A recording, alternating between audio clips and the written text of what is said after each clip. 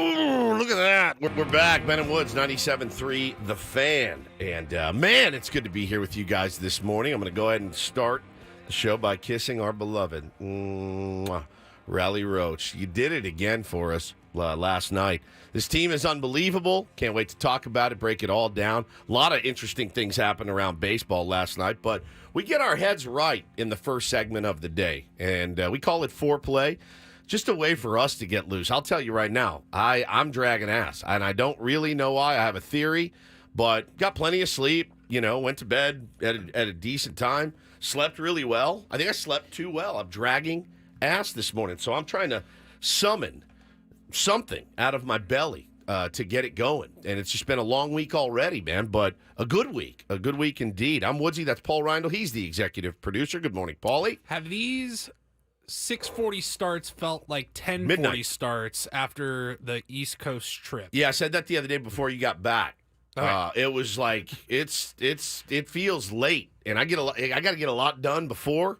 I mean, it wasn't anything crazy last No. night. I think the post-game show ended at like 9:30. Yeah, well, and we'll talk about that. The post-game show is kind of part of the reason that I wasn't able to fall right asleep. And Yes. that's kind of exactly right, exactly why. Yeah. And so I was up to like 10:15, which is not that bad, but I woke up to the alarm this morning, and that never happens, ever. I'm like, 4:12, and I'm like, I had no idea where I was. It was crazy. To my left is your friendly neighborhood sports anchor, Benjamin Higgins. Good morning, Benjamin. Good morning, Woodsy. Good morning, Paul. Missed you yesterday. We did miss you, Paulie. Yep. I missed you guys. We had a great time. Paulie has a bum ankle and heard it playing basketball. And we had originally, we were scheduled to play golf with Adam Jones. It was going to be the four of us. And Paulie had already said, I want to hang out with AJ's the best. I want to hang out with AJ. I probably won't hit many shots. I'll just kind of hang, and maybe if it feels good, I'll swing a little bit, putt a little bit, like, whatever. I'll ride along. Yeah, you'll ride I have along. no problem, but that's not a smart idea. It's not fun. Like a bum ankle, too, is one of those. There's a couple different things you're not going to be able to get your way through a round of golf with. When my wrists were really hurt, I would hit the ball and the club would fall out of my hands. It's just not fun. So we talked to our buddies, Matt Janella and John Ashworth, who owns and runs Goat Hill. And we talked to them, and they said, we'd love to play with you guys. Neither of them had ever played Encinitas Ranch. I think Ash had. Oh, Ash had. It had been a while. It'd been a long time. But Janela had never even played Encinitas Ranch. So we go out to Encinitas Ranch yesterday, and it's this dude on my left here, Benjamin. Now, I'm not a good golfer. I'm like a 15 handicap, maybe more. And Ben says, no, we'll play you guys straight up. And I'm like, why would you play straight up? That's like going to a casino, and they're like, here, I'll give you $5,000 credit. And you're like, I don't want it. I'm good. I'll win plenty. I'm like, what are you doing? Take the money. Take the credit that the casino is giving you, and let's go out and win some more money. They don't get strokes on the PGA Tour. When you're playing real but I'm golf, not you're on playing the PGA. straight up. I'm not on. There's a reason they're handicaps. I trusted you. Oh, my I knew God. you'd come through. Yeah, John's like a 3, I think, and Maddie's like an 8. So And I'm you're- like a 5. and I'm a 15. 15. So we were definitely at a bit of a disadvantage, but I felt confident in your abilities, in my abilities, to take him on. Oh, my God, man. Well, so we So had how'd that go? We had our match, and it was actually really fun for a while. And we played straight up for a while, and but something happened that I've got to share. I have to share this with the audience. And you know what it is. We had played 6 holes. 6. And as Ben has been known to do from time to time, he gets very into the round, right? And I feel like you put your Jim Nantz hat on and you start just calling the action. If this show goes south, literally, go quit TV, and this doesn't work. Go to the Golf Network and be like, I'll start at the bottom, put me... You act as though I haven't thought about that. Yeah. I'll call the amateur tournament in Wichita. Give me the mic. There's no one better than me at this. This dude starts commentating. In fact, I'm on his team. I'm about to hit a drive. He's still commentating. I shank my drive, and I go, God, Ben! Now, it's not like... He's not just sitting off to the side and he's like, Stephen Woods for No. par He here." doesn't He's not do that. calling the match, but It's like this how would you describe Yeah, it? it's more of a big picture overview Yes. of everything that's going on. we've talked about in the past how, you have, remember we did like days worth of shows on the internal monologue. The internal monologue. Ben has an external Yeah, monologue. I'm laying out the, like the flyover of each hole because Matt hasn't played it. So I'm like describing, okay, here's what you're facing here. Coming up on the 7th hole, you've got a blind tee shot right over the top of the hill where you're going to want to lay it up to about 215 yards. That'll leave you with about a good Masters, 8-7 iron into a downhill green on the second shot. And I just like to make sure that everyone knows where we're at. I feel like I'm trying to be helpful. Was I a little too helpful and may have impacted that one swing of yours? Fine. Yes, I did. I apologize. Now, Matt Janella said something that I wish. So that's why I didn't sleep well. I sat up all night thinking about how mad I am at myself for not coming up with this nickname. When I shanked my drive, Matt Janella called Ben Scully, and I almost died. I was convulsing with laughter, and I go, you have got to be kidding me. He did a lot of golf announcing. Did he? As well, I didn't know outside of that. baseball season, he called some of the like the Grand Slam of golf and Had some no of those idea. other big events. Well, Yeah, absolutely, he was a listen, golf announcer. It's Vin Scully, who, again, you would have listened to him read the encyclopedia. It wouldn't have mattered. He was a legend, certainly. And I had no idea he called golf. I bet he was phenomenal. He was. Shout out to his family. Shout out to his family. He was. But Outstanding. When Matt Janella goes, hey, all right, Ben Scully, I was like, well, that's it for me. And I go, Matty, that's one of the greatest lines I've ever heard. So I texted Paulie that immediately. And I said, Paulie, get to work. Immediately. Ben has no idea that I even did this. I go, this is what just happened. I almost crapped my pants from laughing. Get to work. All Paulie wrote back was, on it. And it was so good. So I haven't heard this. I have no idea. We live in a brave new world of artificial intelligence. And ladies and gentlemen, here he is. Hi, this is Ben Scully. It's time to play some golf. Oh, God. Oh, no. Did you cross our voices together? How did that work? no. I mean, it's kind of. A magician never reveals his secrets, Ben. Hi, this is Ben Scully. It's time to play some golf.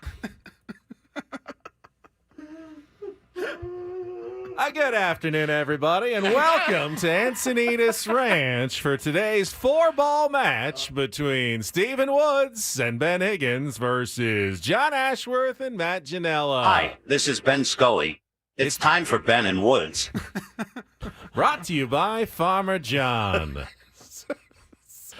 Well, so I ended up taking it another Step step forward, further, and I thought, okay, well, our favorite thing with Ben and his golf monologue is, hey, Ben, take us back to that round that you played 2.5 months ago. Yeah.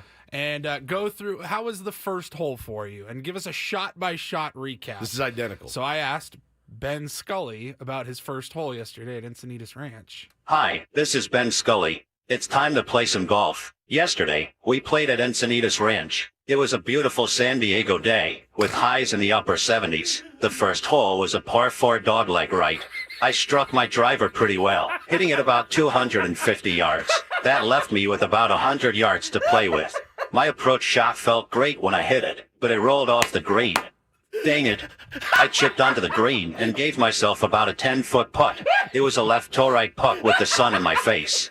As soon as my putter hit the ball, I knew I was short, and this would be my first bogey of the round.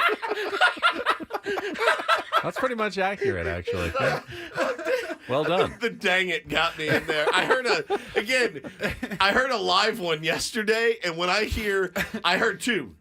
And when I hear a Ben drop live in the flesh, it's my favorite. I heard a dang it, and then I heard a yes after I made a putt or something. It was absolutely Dang it. absolutely. My approach shot felt great when I hit it, That's but so it rolled good. off the green. Dang it. Dang it. My stomach hurts, bro. Ben Scully. I was like, Janella, you son of a bitch. That's the greatest. I go, how have I never thought of that? The second hole was much better. As I pulled my 7-iron out of my Callaway bag, I very much wanted to get back to even par with a birdie. I struck a high, soaring shot into the cloudless Encinitas sky. The ball hit the green and had a perfect amount of backspin thanks to my Chrome Tour triple trackball. Why, Callaway, simply the best. I was about 4 feet from the hole and putted my way to a birdie. I'm going to pass out. Maddie Janela, thank you for that.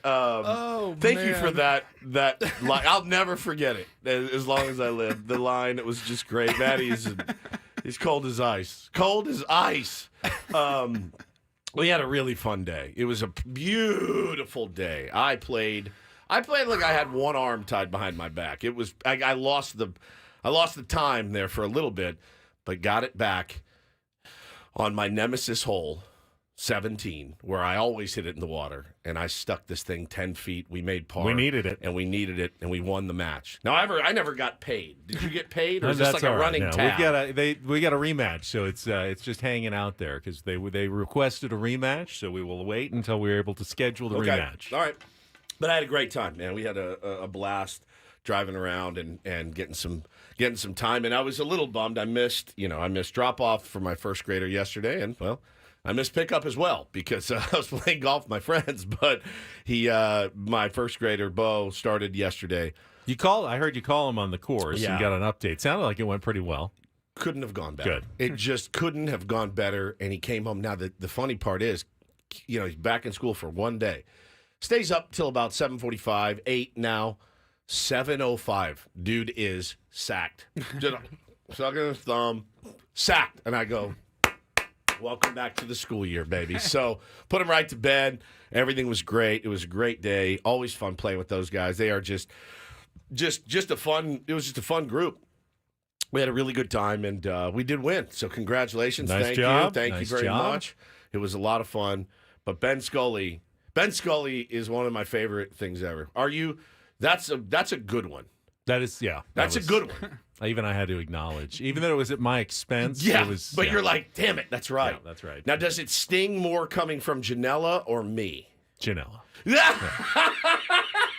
Because Janella's like, he's like the coolest. So, like, if Janela gets you, you're like, oh. He hears it from me all the time. I hear it from you all the time. But, like, Janela, when he gets you, you're like, damn. That's supposed to be my safe space. That's your safe space. And now it's like, now I'm in trouble. He came up with I chipped onto the green and gave myself about a 10-foot putt. It was a left-toe-right putt with the sun in my face.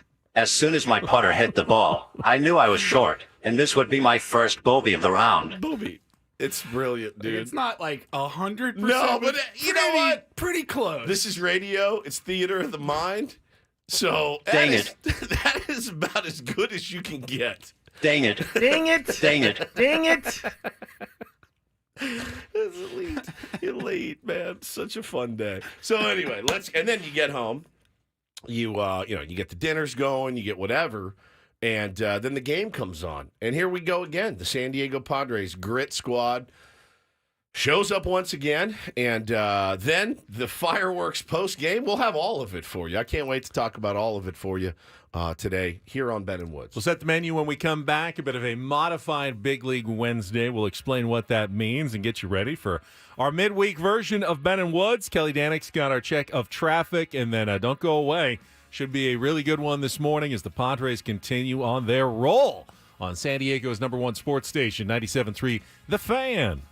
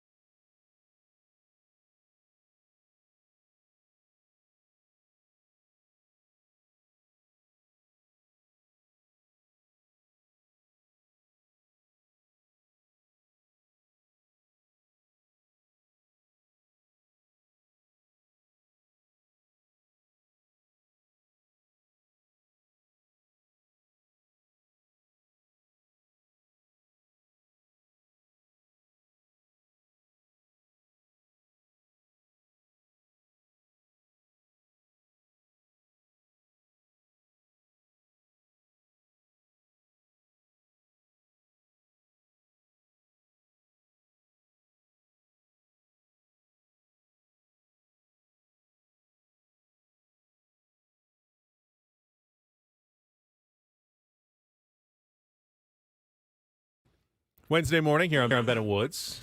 Woodsy, you said you had one more thing you wanted to include in our foreplay. I'd like to wish my mother, Marcia Woods, a very, very happy 70th birthday. Talked to her on the way in this morning. A milestone. Yeah, she's doing really good. Good. You guys know she had the lumpectomy surgery a couple weeks ago. Had to go back in to get a couple of more things taken care of. A little bit more painful this time, but she is such she's so strong, man. She's always been so strong. So happy birthday, Mama. Love you very, very much. Happy birthday. Would not be here without you, obviously. But like literally and metaphorically. Like I wouldn't be sitting here today if it wasn't for her and her support. And she's just the best. So happy birthday, Mama. Love you very much. You're a great, great mom, great grandmother, great friend. I was talking this morning. She's got like 40 groups of friends that she has to like. Everybody wants to do something for. She's like, I'm kind of run down right now. I go, Mom, I get it. Like you got the book club and the bridge group, all and the church different group, church and group. all of her old friends. Her best friends are still from elementary school and high school. So she's just a very special person. So happy birthday, Mama. Love you so much, and have a great, great day. Wish we were there. All right, outstanding. You ready for the menu for today's show? Handed out? Yeah, I would like to hear. Ben Scully read the menu for today, since we have him here, and we're gonna abuse it as we do. So, what does Ben Scully think we're gonna do today on Ben? Welcome back to Ben and Woods. It's time to set the menu for today's show. We will get to our Padres wrap-up in our next segment. After that, it's time for Take on Woods. We'll have Don't Do This at 7:20 today, and chat with our beloved Bret Boone at 8:35. Then at 9 o'clock, we will get Paulie's top stories of the morning before we turn our sights to this afternoon's series finale between the Padres and the Pirates. There you go. I'm feeling kind of easily Inferior? replaceable at this point. Yeah, I was going to say, like, when you have a chance to get Ben Scully instead of Ben Higgins, I think you take it. I mean, it's pretty good. That is pretty good. Yeah, that's essentially the menu for today's show. Yeah. Thank you, Ben Scully, for that. The Guzzinator says, why is Ben even there? Maybe you start your staycation early, right now. We're supposed to start it this afternoon, but maybe I just leave now and get going on staycation. If you are wondering about Adam Jones, he will join us tomorrow, Paulie said. He's doing some traveling today. I just saw his tweet on his way to Milwaukee. He wants to play a round of golf tomorrow in Milwaukee. So, why, are you going to stand them up too? So that's cool. But he will join us. What time is he going to be on tomorrow? Same time, 7:30. Same time, 7:35 tomorrow. But we do have, as Ben Scully said, Bret Boone will join us at 8:35 on a Big League Wednesday. And, of course, we'll be talking a lot about Padres baseball. And I think you got to bring up right away, 18-3 in the last 21 games now. It's the best stint in franchise history again. Padres have never won 18 of 21 games, ever. And that's over 55-plus seasons of, thousands and thousands of Padres games. This is as good as it's ever gotten. And it's hard to believe that, in that many years, this is as good as it's ever gotten. You just sit down and you expect a win to happen as you're watching these games. They haven't all been blowouts. Last night wasn't one either. They've been close, but they found a way to win much more often than not since the All-Star break. Well, what's been so encouraging is how many times have we said over the last 4 years, call it, hey, you got a stretch here where you really got to get some wins under your belt. Make some hay. Yeah. Yep. And they never seem to do it. Yeah. And while, yes, the Dodgers keep winning and the Diamondbacks keep winning, and you're not sliding. Right. Because we said at the end of July, hey, coming up in August, you have a lot of winnable games. Yeah, you're playing like 19 and 20 days or whatever that stretch is, but a lot of winnable games, and they have played so well. You got to stack dubs in this part of the year. Now, again, I do see a lot of people talking still about, man, I saw Italian Paul did some long diatribe about, well, see, this is why it sucks that you're winning, because the Dodgers were broken, the Diamondbacks were dead and buried, and you didn't make up any ground. It never sucks to win. It never sucks to win. You can't do anything about what has passed. All you can control is if you win that day. And the Padres have really taken that mentality of saying, let's win today's game, find a way, scratch, claw, whatever we got to do it. Is it the most ideal way to do it? No, it's not. It's not. But it counts. Those are wins, every single time. We don't complain about wins in here, and I'm very impressed. Very impressed night after night. It's a different person that steps up. Well, while you can focus on the fact that they haven't really picked up ground the last week on the Diamondbacks or Dodgers or any ground on the Diamondbacks in the last 3 weeks because they've been just as hot, quietly, though, now they've started to put some separation between themselves and other teams. Correct. And, I was listening to Sammy's postgame show, and he pointed out accurately the Padres are still 4 games up on the Braves, who have the final wild card spot. But that's not really the number you want to pay attention to. The number you pay attention to is how far up are you on the first team out of a playoff spot. Because if the Braves passed you, you're still in the playoffs. Yeah, because they're a playoff team. Yeah, you don't worry about them. You only really are worried about the team that's out of the playoffs passing you, and they're now 6 games ahead of the New York Mets, who are the first team out. They're 2 games behind the Braves.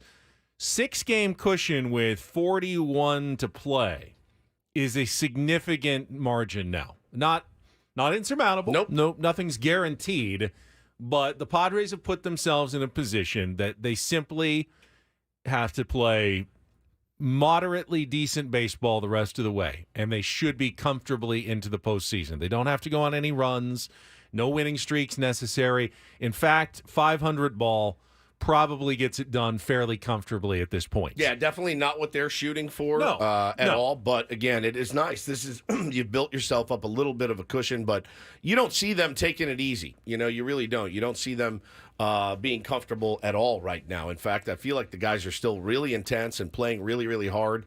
And that's all you can ask for from your baseball team. And then on the top end, while the Dodgers are winning, the Brewers are losing. And the Padres yesterday caught the Brewers. They're now virtually tied with Milwaukee in the overall National League standings, which doesn't matter unless you catch the Dodgers and win the division, but it could factor into a first-round bye in the playoffs that the Padres do get there. And how about this? Remember, about 2 months ago when the Phillies were clearly the class of baseball and were running away with the National League. Padres are now just 2 games behind the Philadelphia Phillies, that team that was probably, 13, 14 games clear of the Padres at one point. They're now 69-50. The Padres are 68-53. This is wide open right now. Yeah. Absolutely wide open. Dodgers, Phillies, Brewers, Diamondbacks, Padres. It's wild how Crazy. things have changed from, hey, man, just hang around. They couldn't get above 500. It was hang around and just get into the dance. They literally took Then a couple weeks ago, it was, the division's like a possibility, and now it's like you could finish with the best record in the National League. The tractor beam, that was pulling them back to 500, smashed. They smashed it. They took it in the backyard, took a hammer to it. It's gone. I mean, and that's been really cool, and just kind of, I don't want to say sneakily, obviously, because we cover them every single day, but you look up and go, these SOBs just win 18 out of 21? Is that right? 14, 15 games above 500 It's now? just bananas. It's bananas what they've been able to do. All credit goes to those guys, man. Very, very cool. But there's no dominant team anymore. Even in the American League, the Yankees and the Guardians and the Orioles, they're all at 70, 71 wins. So the Dodgers 71-49, Guardians 71-49. Those are the best records in baseball. That's 3.5 games where the Padres are right now. Yeah. And early in the season, I think I read there were 3 or 4 teams that were on pace to win over 100 games. No one's on pace to win even 100 games now at this point, which hasn't happened in baseball very rarely. In the recent versions of Major League Baseball, where you've got some of the haves and have-nots, we've seen a lot of 100-plus win seasons. We may not get a single 100-win season. In fact, we're probably not going to get one this year. Wow. Fangraphs, for whatever weight you give them in their approach to the mathematical side of things, they've got projected wins. The Yankees and the Dodgers at about 95 wins. That's the most in baseball That right is now. the most. So it's and that's within. By the way, that is within striking distance for the Padres if they finish They've got the season Padres at strongly. 90-72. Yeah, and that's projected. That's like you're not going to be as hot as you are right now, but you just play a 2 games over 500. I think the rest of the way gets you to 90 at this point. If you're the Padres, you barely have to beat 500 to get to 90 wins now. If you keep playing close to what you're playing right now. You keep winning series, 91, 92, 93, even 95 is within reach for the San Diego Padres. So sky's the limit right now, and the World Series race, I think, is as wide open as it has been in baseball in several years. It's pretty awesome. I mean, there are, I want to say, 8 or 9 teams, and I don't even know which one. So we'll talk about that coming up. We'll get to our Padres wrap-up, get you Jesse's calls of yesterday's 3-0 win over the Pittsburgh Pirates. Another dominant outing from Michael King was outstanding. We'll talk about all of it coming up next on San Diego's #1 sports station, 97.3 The Fan.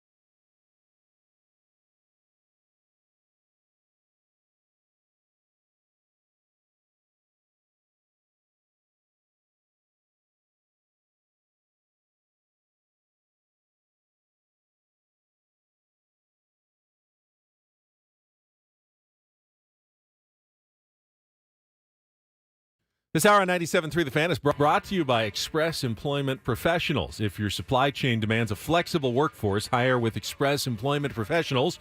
With contract and full-time workers from Express Employment, you get the staff you need and manage contingent labor costs. Learn more at expresspros.com. That's expresspros.com. All right, it was another low-scoring game. The offense is not quite as on fire as it was last week, but the pitching has picked up the slack. My God. We will go through the highlights of yesterday's 3-0 win over the Pittsburgh Pirates right after this check of traffic on 97.3 The Fan. From the 97.3 The Fan Traffic Center, here's Kelly Danick. Some problems along the 15 southbound side just past Deer Springs Road. An accident involving a couple cars. It's in the center divide. And watch out for a wheelbarrow reported in middle lanes on northbound 15 just before West Bernardo. I'm Kelly Danick with Ben & Woods, San Diego's #1 sports station, 97.3 The Fan.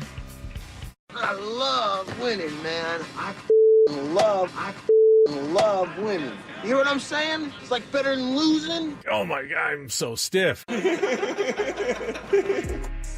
Miss any of the Padres win yesterday?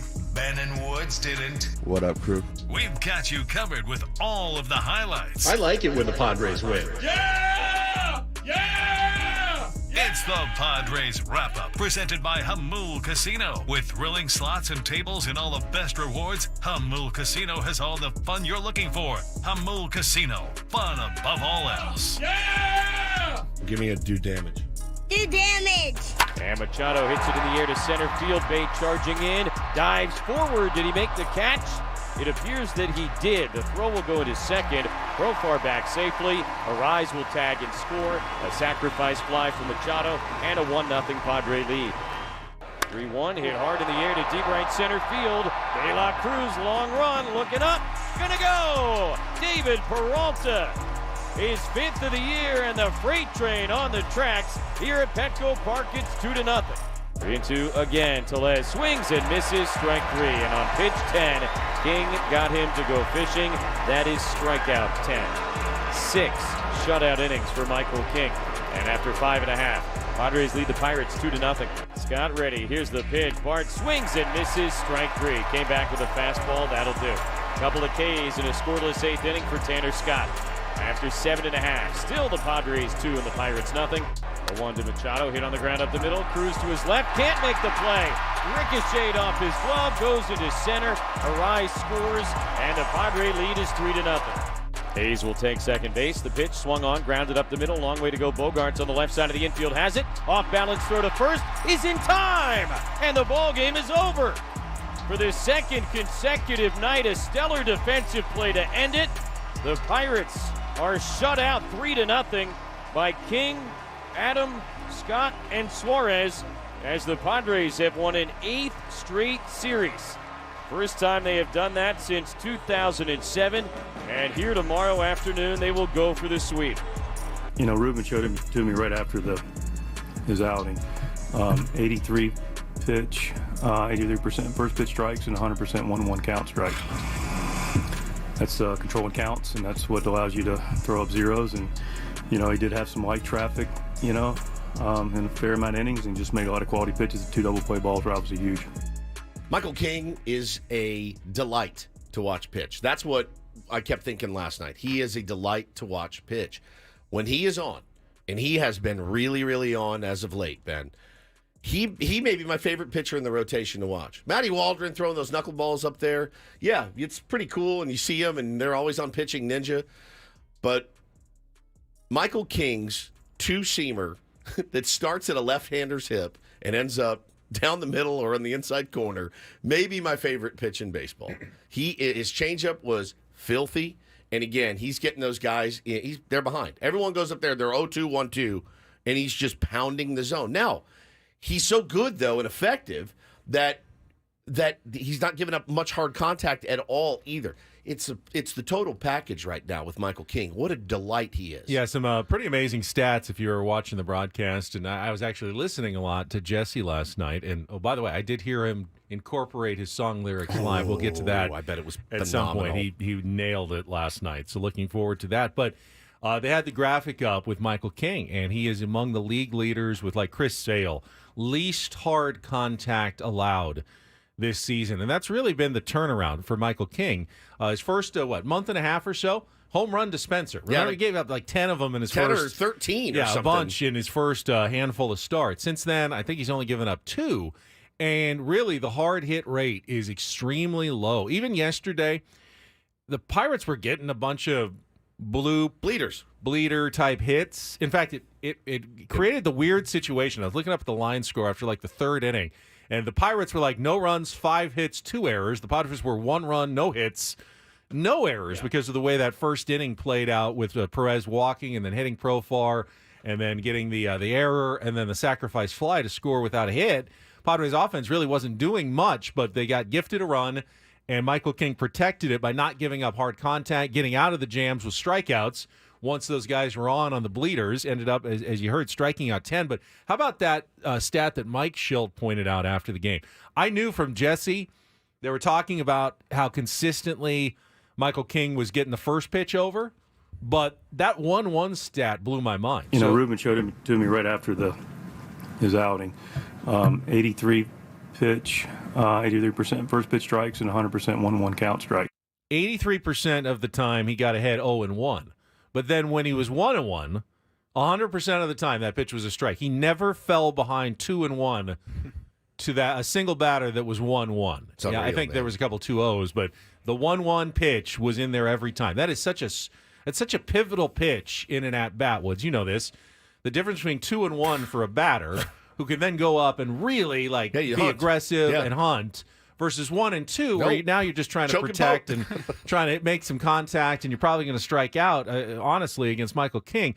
Such a huge difference. And to go 100% on the 1-1s to go to 1-2, you just don't have a lot of hope against Michael King, and that's how it played out with the Pirates, unable to score again against guy who's been, fantastic. He'll be back next season, knock on wood, with Dylan Cease, really the nucleus already of a great rotation. And then hopefully you finally add, Joe Musgrove's back. And Yu Darvish at some point, really does seem like it could be a great rotation with guys next year as well. But, of course, we're still on this year, and got a lot of baseball left to play here. So, outstanding pitching. Again, the offense, never really totally got going, but I was so bummed in the first inning. You're hoping, you're thinking, 4 or 5 runs. Oh yeah, there you go. This is the blowout squad that we needed tonight. And when Crony hit that ball up the middle, I went, oh no! And as soon as it ticked off his glove, I said, all right, floodgates are about to open, and they didn't open. Man, he had. Again, there's a lot of hat tipping going on, but you got to tip your hat to Bay. He made a phenomenal catch in center field. That probably scores a couple if it drops. Man, they ended up with just 1 there. And, though, I didn't feel as deflated as I thought I would after having bases loaded, nobody out, only coming away with 1. Again, there is a confidence that's built in me as a fan because of how hard those guys play and how badly they want to win. So I wasn't super bummed. I was not mad. I had also just watched Michael King dominate. I know he had a couple bleeders there, but you saw the movement. You saw how it was coming out of his hand. You saw how nasty he had the potential to be last night. I also know we have a back end of the bullpen that is currently disgusting. You know what they call it? Have you heard this? Ass. Article Sound System. Article Sound System is the name of the back end of the Padres. It's Adam, and then it is Scott, and then it is Suarez. A-S-S. Now you. What do you say? What is that called? A-S-S. Ass. Yes. That's our back of our... And some people will say, man, our bullpen is ass. Our bullpen is literally ass, and they're amazing. That's what you want. That's what you That's want. You're hoping for. Yes, exactly right. So, David Peralta,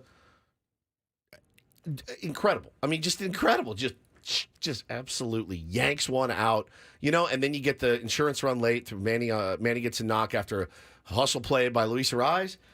This is they're scratching, they're clawing, they're fighting, they're dying to win baseball games. It is so fun to watch. You could add Morejon and Estrada in there.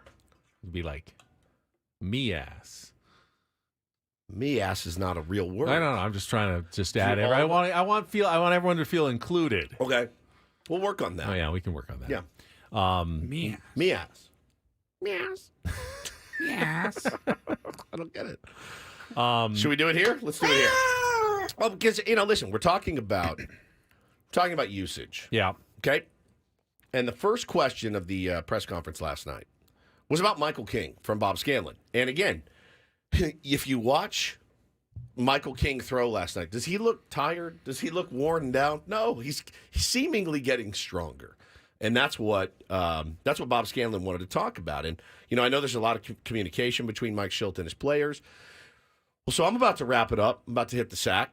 And I just I'll watch the presser. Well, I watched the presser. I went, holy smokes! What just happened? What's going on? Why is everyone mad? You have the audio? I sure do. No, this is unbelievable. I mean, clearly you're using them because you feel comfortable. Their pregame, whatever. Can you take us through kind of because it is a lot of work, especially for Suarez and Tanner. Why you're comfortable with is you're talking to them. They've done this before. Why you're comfortable with these guys having gone as much as they have in the past week? Well, they've not gone 3 in a row. They've had days away. Scott's been the guy that's been more of the day off pitch. He's gone 4 out of 5. Again, efficient. Robert's had a couple days before that. It's really no different than we've done with anybody all year. So I don't, we've had more. It's run together more, so it's more obvious to people, but it's not like it hasn't been done, if that helps answer your question. But to further explain your question, I think, it's constant communication. How do you feel? You need a day. We see how it's coming out. Again, these guys take care of themselves. I already explained a little bit about the efficiency, but we've got a chance to win ball games. We got guys in that are capable and able to pitch. They pitch. How much would it help to have a 5-run lead? Of course it would help. I mean, I don't know what you want me to say to that. Okay. Of course it would help. Mike, this is a lot. It's a lot. These high leverage guys having to go night and night out, and you're kind of saying that it's not. I didn't say it. Or Ace, you're putting words in my mouth. Okay. Oh my God. I am pitching them accordingly to my experience in a communication with them. If you have an exception with that, then of course if it's a 5-0, I don't come here to argue with you. Oh God. I've already answered it very clearly for a minute. I don't know what more you want me to tell you that you're not hearing from me. I really don't. I've realized they pitched a lot. I've recognized it. I've given you the usage. Obviously, if it was 5-0, that would be better. It wasn't. We're winning games. I don't know what. I really have no idea how to answer a question any better or clearer.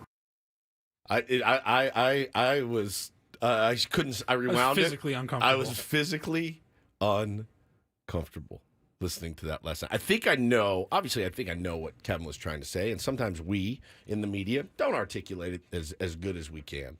I think, I was looking at the usage too. Nothing screams at me like these guys are going to be hanging. I think about all the data that we have, the comments from Tanner Scott's former manager that said, give him the ball. He wants the ball.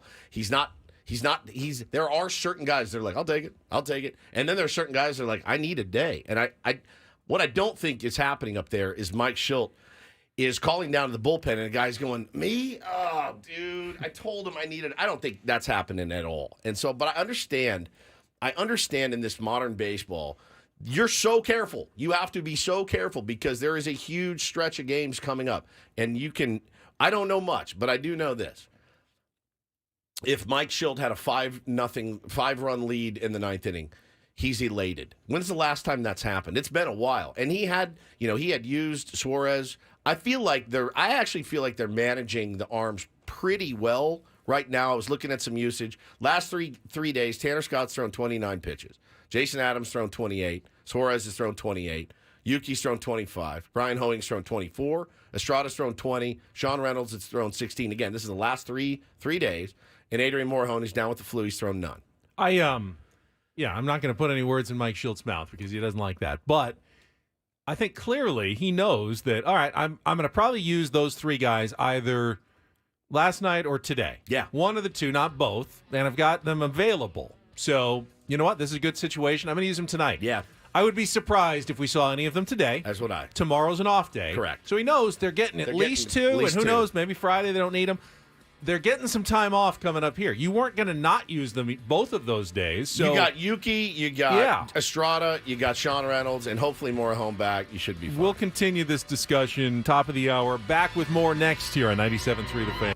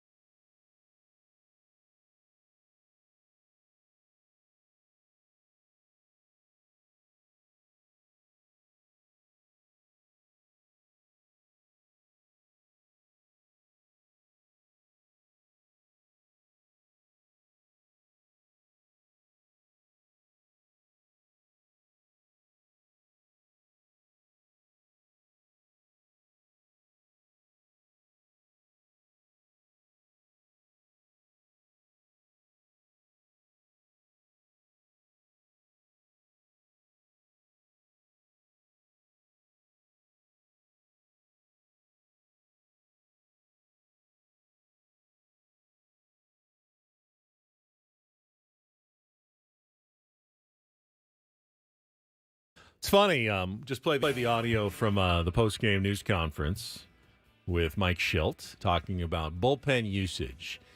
And Kevin Acee in his newsletter acknowledged this morning that he asked a poorly worded question after last night's game regarding how it would be good to have a 5-run lead instead of playing all these close games. I can't even imagine what that's like. Which the answer to that is... poorly worded question. It is harder than you think. The answer to that is, duh. Yeah, duh. You always want a bigger lead. I think sometimes, and this isn't on Kevin, this is on all of us here in San Diego, we're politer than maybe like the New York media, which probably would ask the question, hey, why are you overusing your bullpen, Skip? What's going on? They'd just be a little more ruthless and direct. Do you think your bullpen's overtaxed right now? Something like that. And Mike Shildt, I just didn't understand why Shildt, he got very defensive. It didn't seem like it was it's after a win. You won the game. You're on a massive hot streak. But there's just, look, it's, everybody's personality's different. It's like, hey, dummy, why are you overusing your guys? You could catch me on the wrong day. Normally I think I always try to put myself in that situation of like, well, how would I answer?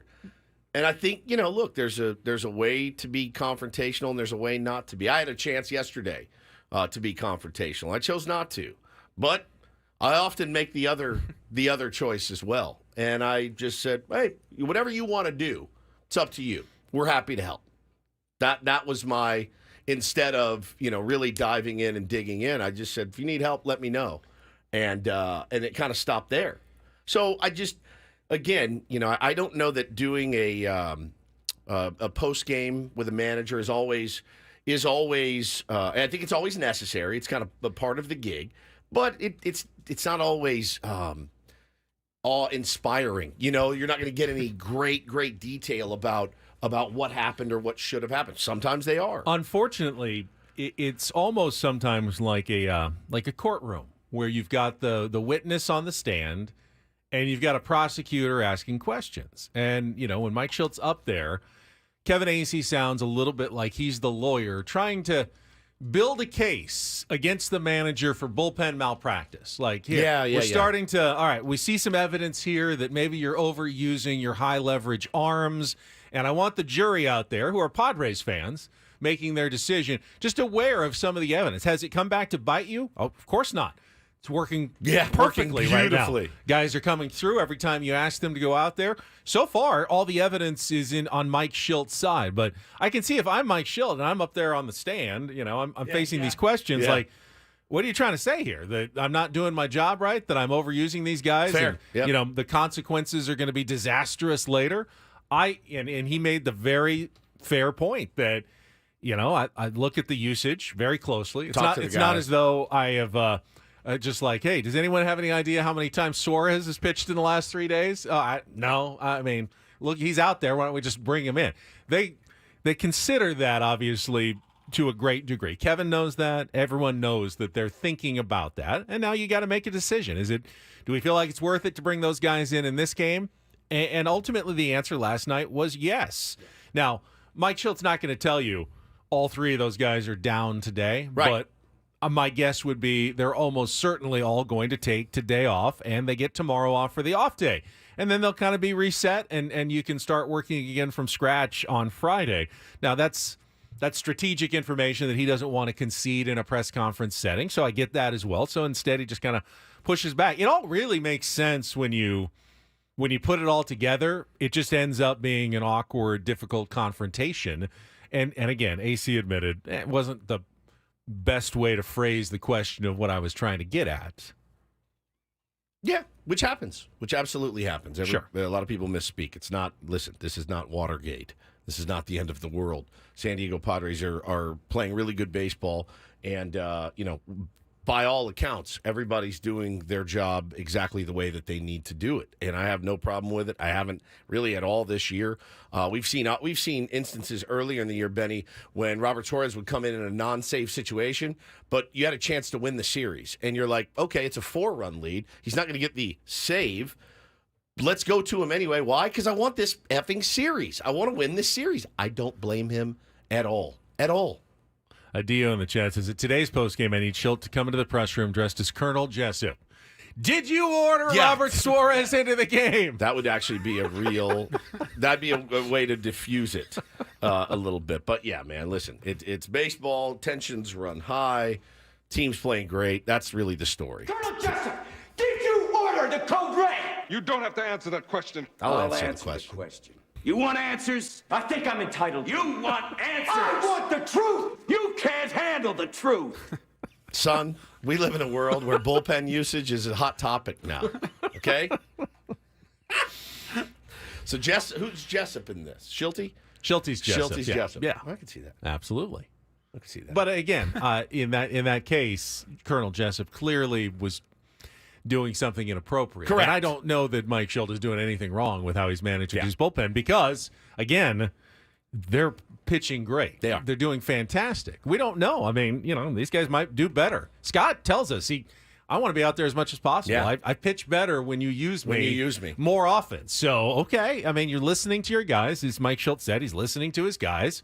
He's gonna keep in mind how often they've pitched, and he's gonna make those decisions. And he's doing a great job of it right now when it comes to the bullpen usage. Could there come a point where maybe today, he's in a spot because he's used his guys a lot, and now he doesn't have some of his arms? Yeah, I'm worried about today's game. Well, I'll tell you, man. You can't worry about today's game last night. You got to win last night's game. I'll tell you, we never really know the full story, but if Tanner Scott told Mike Shildt before the game last night, bro, if you need me, I'm ready, and it's a 3-run lead, and Mike Shildt doesn't go to him because he goes, and he puts in a lower leverage guy and he gives it up, guess who's on Shilt's ass today? We are. Everybody is.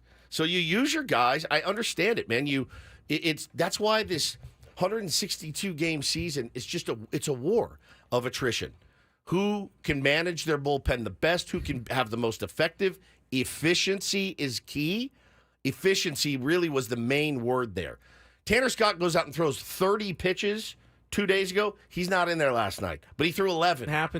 He threw 11 and then 18 or something. So they've been fairly efficient, so that gives them the opportunity to pull the trigger. You also could have asked Michael King for another inning, but you're being careful with his usage as well, and his pitches and his innings, so it is all connected. He was great, but you want him to be available for the postseason. I mean, you don't want to get to October and go, well, we're kind of done with Michael King. Oh, well. Who's next? So you're got all of those decisions, and I will say confidently that Mike Shildt and Ruben Niebla and the Padres front office are very aware of everything that's going on around their pitching staff Every and nook their and bullpen. cranny. Yeah, man. Very aware. You may agree with some of their decisions. You may disagree with some of them because there's some gray area in a lot of those decisions. But they are quite on top of what's going on their own team. All I know is it's another win for the San Diego Padres over the Pittsburgh Pirates. We did see Jurickson Profar. I think he's been hit in every game he's played against the Pirates this year. Is that right? I believe that's true. I get it. Slider, no intent, but it's got to stop. We've got one of those no intent hit by pitches coming up, and don't do this in a few minutes as well. Yeah, we do. Which is interesting audio. But we'll hold on for that. We need a contestant for Take on Woods right now. Give us a call, 833-288-0973. Got our musical trivia challenge coming up. Chance to qualify for the trip to Las Vegas. The Carrie Underwood tickets coming up in just a moment. Again, it's Big League Wednesday. Adam Jones traveling, but we will have Bret Boone in at 8:35 to join us to talk about the Major League Baseball playoff races and everything that's going on right now in baseball. Padres going for the sweep today. What was the stat you just had? So they have never swept season series from two different teams of 6 games or more in a season. That's right. No Padres team has ever swept 2 season series of at least 6 games. So if you win today, you get a chance to do that to the Nationals and the Pirates. And I would like that very much. So if they do that, that's 12 games above 500 just against those 2 teams. Which is what have we been hammering and you're 15 all year. games above 500 right now. It would be 16 if they won today. So that would be 2/3 of their games above 500 just against those 2 teams right now. We've been saying that all year. You've got to make some hay against these teams, and they finally are. Now, and again, they're not blowing these bad teams out, but it doesn't matter. They all count as one win at the end of the day, no matter how many runs you score. Certainly, it makes me so happy that they are doing what they needed to do. That's taking care of business. I mean, everyone's talking about how hot the Diamondbacks are. They're not blowing everybody out. They had to pull another one out of the fire against the Rockies. Against the Rockies. Last 2 in a night row. on a walk-off. They did, but they were down to their last strike and about to lose that game. They did pull it out, but, a win's a win. I'm sure they're not giving it back. Padres aren't giving it back. All right, see the callers calling in. Let's get to today's game. It is time to take on Woods.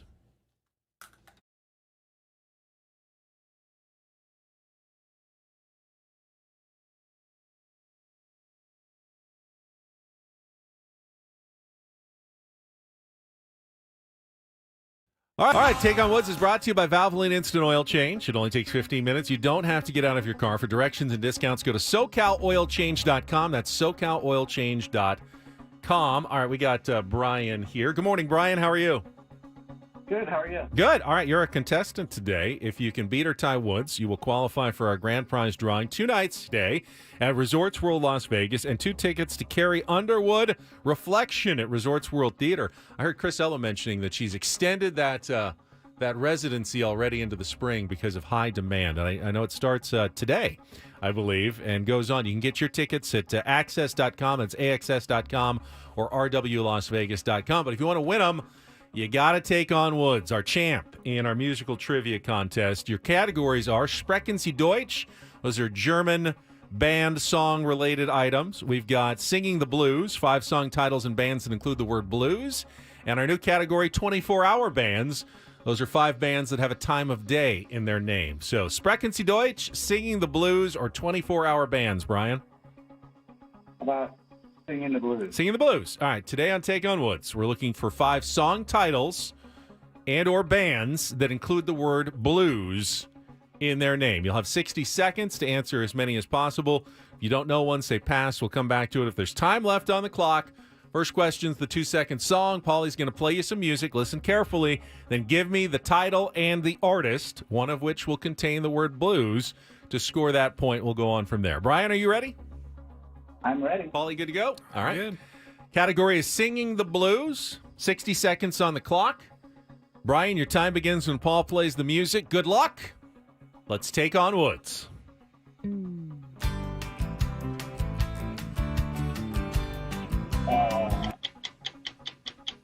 Blues Traveler. I don't know the song. So pass. Okay. Which 1977 Steely Dan hit features the sportsy line, they call Alabama the Crimson Tide? Which 1955 song did Johnny Cash famously perform at a live show at a Northern California penitentiary in 1968? Oh, my God. Pass. Which 1960s English rock band was known for songs including Nights in White Satin? Moody Blues? Correct. Which 1983 single was the first released by Elton John in 8 years and became one of his biggest hits of the 1980s? I guess that's why they call it the Blues? Correct. Do you think you can get that 2-second song title? Got the band. Runaround? It is Runaround. Which 1977 Steely Dan hit features the sportsy line? We ran out of time, but we did get 3. Not bad. Runaround by Blues Traveler, the Moody Blues, and I guess that's why they call it the Blues. Deacon Blues is Steely Dan, and the Folsom Prison Blues. I don't know if it's going to be enough, though. We'll see. Hang on the line, Brian. Brian's score is locked in. Woods, unaware of what's been transpiring, puts his headphones on and gets ready without the category. That hurt him yesterday in a very tense 1-1 game. Put 60 seconds back on the clock. Woods, your time begins when Paul plays the music. Good luck. Let's take on Brian. Runaround, Blues Traveler. Correct. Which 1977 Steely Dan hit features the sportsy line, they call Alabama the Crimson Tide? Pass. Which 1955 song did Johnny Cash famously perform at a live show at a Northern California penitentiary in 1968? I feel like the category could help. Folsom Prison Blues. Correct. Which 1960s English rock band was known for songs including Nights in White Satin? Oh, Moody Blues. Correct. Which 1983 single was the first released by Elton John in 8 years and became one of his biggest? I guess that's why they call it the Blues. Correct. Which 1977 Steely Dan hit features the sportsy line, they call Alabama the Crimson Tide? Deacon's Blues? No. Deacon Blues. Deacon Blues. Yeah. Either way, enough. 4-3 or 5-3 if I give you the Deacon Blues on that one. Good playing, Brian, but not quite enough to take down Woods today. And singing the blues, our category. Yeah, I think Deacon's Blues would have gotten past the judges. Jeopardy judges. It's just Deacon Blues. Deacon Blues. They call Alabama the Crimson Tide. Call me Deacon Who is Blues. Mount Vesuvius? What is Mount Vesuvius? Well, that'll work. That's fine. All right. I don't know that song because well Steely played. Dan's terrible, so I would never listen to that song. Well played. That's a good song. It's an oxymoron. And Is this Folsom it? Prison. What is? Oh, that's Folsom. I think that's Johnny Folsom Cash. Prison Blues. Yeah. Anytime to play it. If Johnny you don't know Cash. musical trivia, we've got real or fake for you tomorrow. That's a chance to qualify for Las Vegas without having to take on Woods, actually. Yeah. So we do that each week on our Throwback Thursday. That's tomorrow, though. All right, Don't Do This is coming up next. As we said, we have one of those hit-by-pitch situations yesterday. Not with Jurickson, who, by the way, Paulie said there is one game that they didn't Monday hit him. night, he was not Oh, hit. They good. did not hit Good. him. That's But nice. All three Once. in Pittsburgh, and then last night, Andy was hit twice against the Marlins on, I think, Saturday. So But it comes into play in our Don't Do This segment. Which we is, had an announcer slip up last night. I Fair think enough. we've all been guilty of this one. All right, that's coming up next after a check of traffic here on 97.3 The Fan.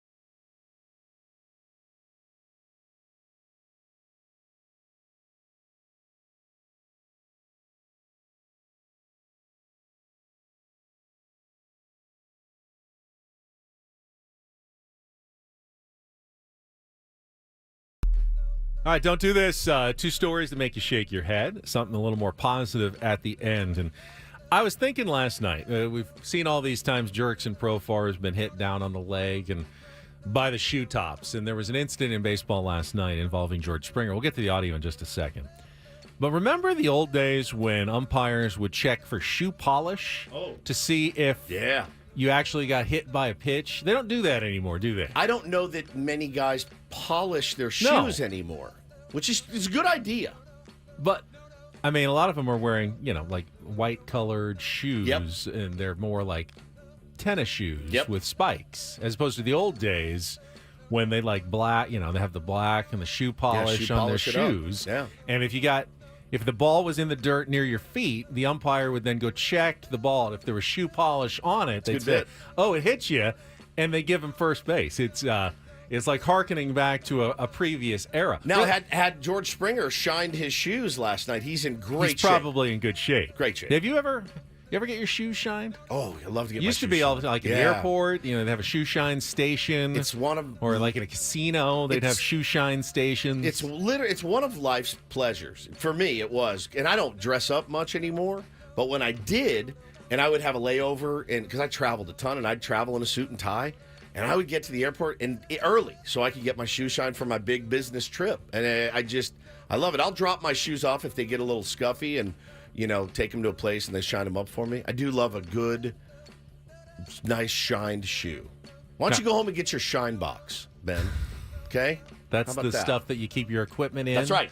To shine the shoes, the little brush. Yeah, you haven't been around a lot. I don't shine shoes anymore. And everything. Yeah, you just don't see that as much anymore. But then again, the shoes that we wear nowadays are not really polish friendly for the most part. Anyway, for you, it's hard to polish flip flops. Neither here nor there. This was last night. George Springer in the game. It was the Toronto Blue Jays against the Los Angeles Angels. Springer of the Blue Jays at the plate.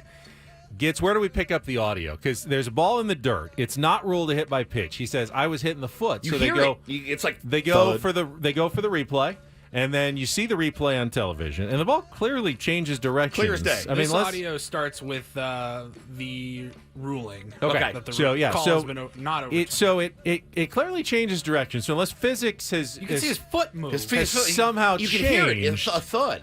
It looked pretty clear. Like, okay, he's ready for the call to be overturned and take his base. What are we doing here? And then it doesn't happen, and he loses his mind. Clear microphone tonight. Toronto's challenging the call of no hit by pitch.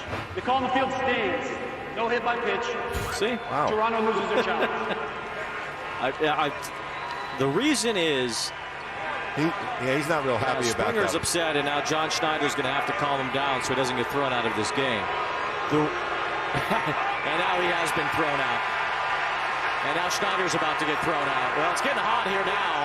And George Springer in the face of the home plate umpire, Manny Gonzalez. And he has to be restrained by his manager, John Schneider here. He lost Vladimir his mind. Guerrero comes over as well.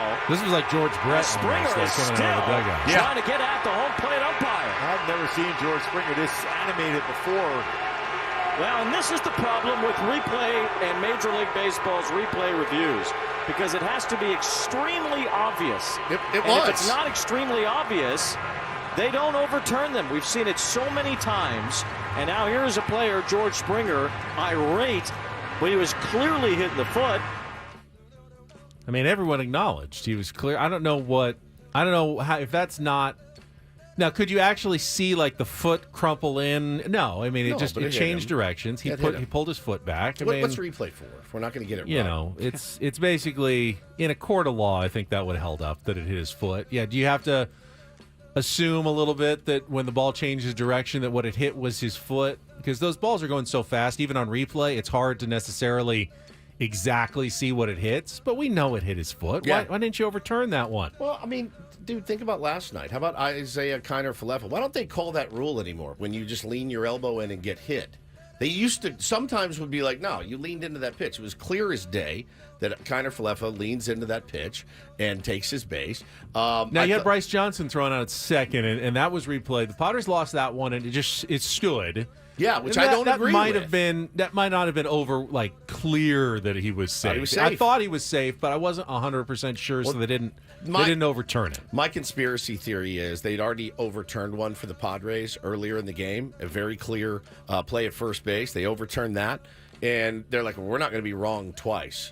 And so we're going to say there's not enough evidence. I thought he was safe as day. But he was called out on the field. Yeah, and they just didn't feel like they had enough to call him safe the second time around. So that's those are your replay mishaps from last night. Well, here's an announcer's mishap last night. And so it's the Guardians and the Cubs, and they're playing, and Drew Smiley is on the bump.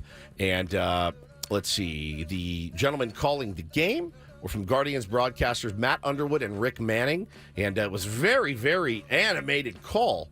But Rick Manning in particular had an interesting way to put it. My goodness. Oh, Smiley, he wants to kill himself. He hung on a breaking ball, and boy, Noel took advantage of it.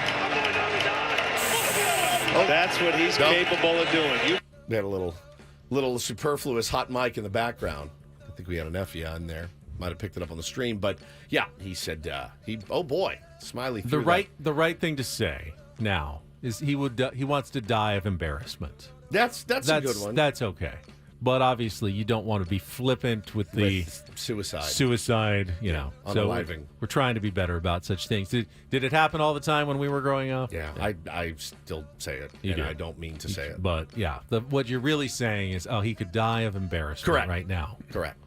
Yeah, just one of those. That's a better way to handle it. I honestly, if I'm thinking about it clearly right now, I don't know anyone in my life that hasn't said it. You know what I mean? It's just one of those that it's like, it's kind of ingrained in us. Doesn't make it right, but definitely you could see it slipping out on the air. He wasn't being literal. Finally, a little doo-doo this here on a Wednesday. DD mega doo-doo. Love to see when you... What? Good question here. Dominic. Is Suicide Squeeze not okay? It is. They still say it all the time. Huh. Suicide Squad is a movie. Well, I don't know that the word is taboo. It's just how you use it. How you use it. He didn't say he wants to commit suicide. He said, he wants to kill himself for that pitch. Flippant, but definitely doable. Interesting. Love to see when colleagues support their coworkers in quiet ways. And our colleague, Annie Heilbrunn, had this story, and it was mentioned again in the UT. Are you patting yourself on the back for supporting your colleague in a quiet way right now? No, I'm not. Oh, because that's what it sounded like. No, actually, it's Xander Bogaerts who's supporting his colleague in a quiet way. I thought you were saying, I'm so great for supporting Annie Heilbrunn. Here it is. And I was like, lots of don't do this for you. You can throw that in as well if you wanted. But people have noticed recently that Xander's wearing these necklaces. They, I don't know, they kind of like the bead necklaces. And no one really knew the story. But Annie... enterprising Annie got to the bottom of it, tweeted the necklace Xander Bogaerts has been wearing was made by Padres trainer Ricky Huerta's daughter, Juliana, who's 13 and trying to raise money for her 8th grade trip to New York. He bought 2 necklaces offered to match his shoes, one orange and one blue, and he's been wearing them oftentimes during games, which is really, really cool. Nice thing to do. So, interestingly enough, I mean, in Xander's comments, he goes, look at this thing. It looks like it's worth $20,000. He loved it. And so I know Ricky. He's our fantasy camp guy. We've known Ricky for years. He's like one of the best human beings you'll ever meet. And so I texted him. I go, I'm gonna need 2 of those, one for each. And he wrote back, LOL. He's like, what colors you want? I go, yellow and brown. He goes, done. So I'm picking them up today for the kids. Nice. And but they're very excited because they want to wear what Xander Bogaerts Love wears. Ricky. So Ricky's fantastic. He's the best, man. By the way, Annie, very enterprising because Jackson was wearing kind of similar looking ones. So those aren't the Ricky Huerta daughter necklaces. Those are different. Yeah, they're different. Don't know the story behind those, but Xander for sure. And that is don't and do this for a Wednesday. That was Don't Do This with Ben and Woods on 97.3 The Fan. And I know what some of you are thinking out there. And you're going, I mean, Xander is making so much money. Why don't you just pay for the trip to New York and not buy a necklace? It's not about that. It's about earning your way to New York and doing something and raising money. It's part of the lesson of going there, and he's doing a good job supporting Ricky and his daughter and doing Now, the right thing. Here's what I didn't ask. I didn't ask how much they cost. What if I get down there? He's like, all right, it's $5,000. I'm like, all right, guys, enjoy your. Xander didn't have a problem with Yeah, that. Xander said they look like they're worth $20,000. Yeah. What if I get done at $2,500 each? I'm like, Still, you got that's 10% of what they're worth. So you're getting a great deal. no. What they look like they're worth. It's what they look like they're worth. I have no idea how much these necklaces cost, and I didn't ask. Great. All right, we like to go through what else is happening now that we're doing some scoreboard watching and the playoff races, get you caught up on what you missed last night, and more coming up next with Ben and Woods on 97.3 The Fan.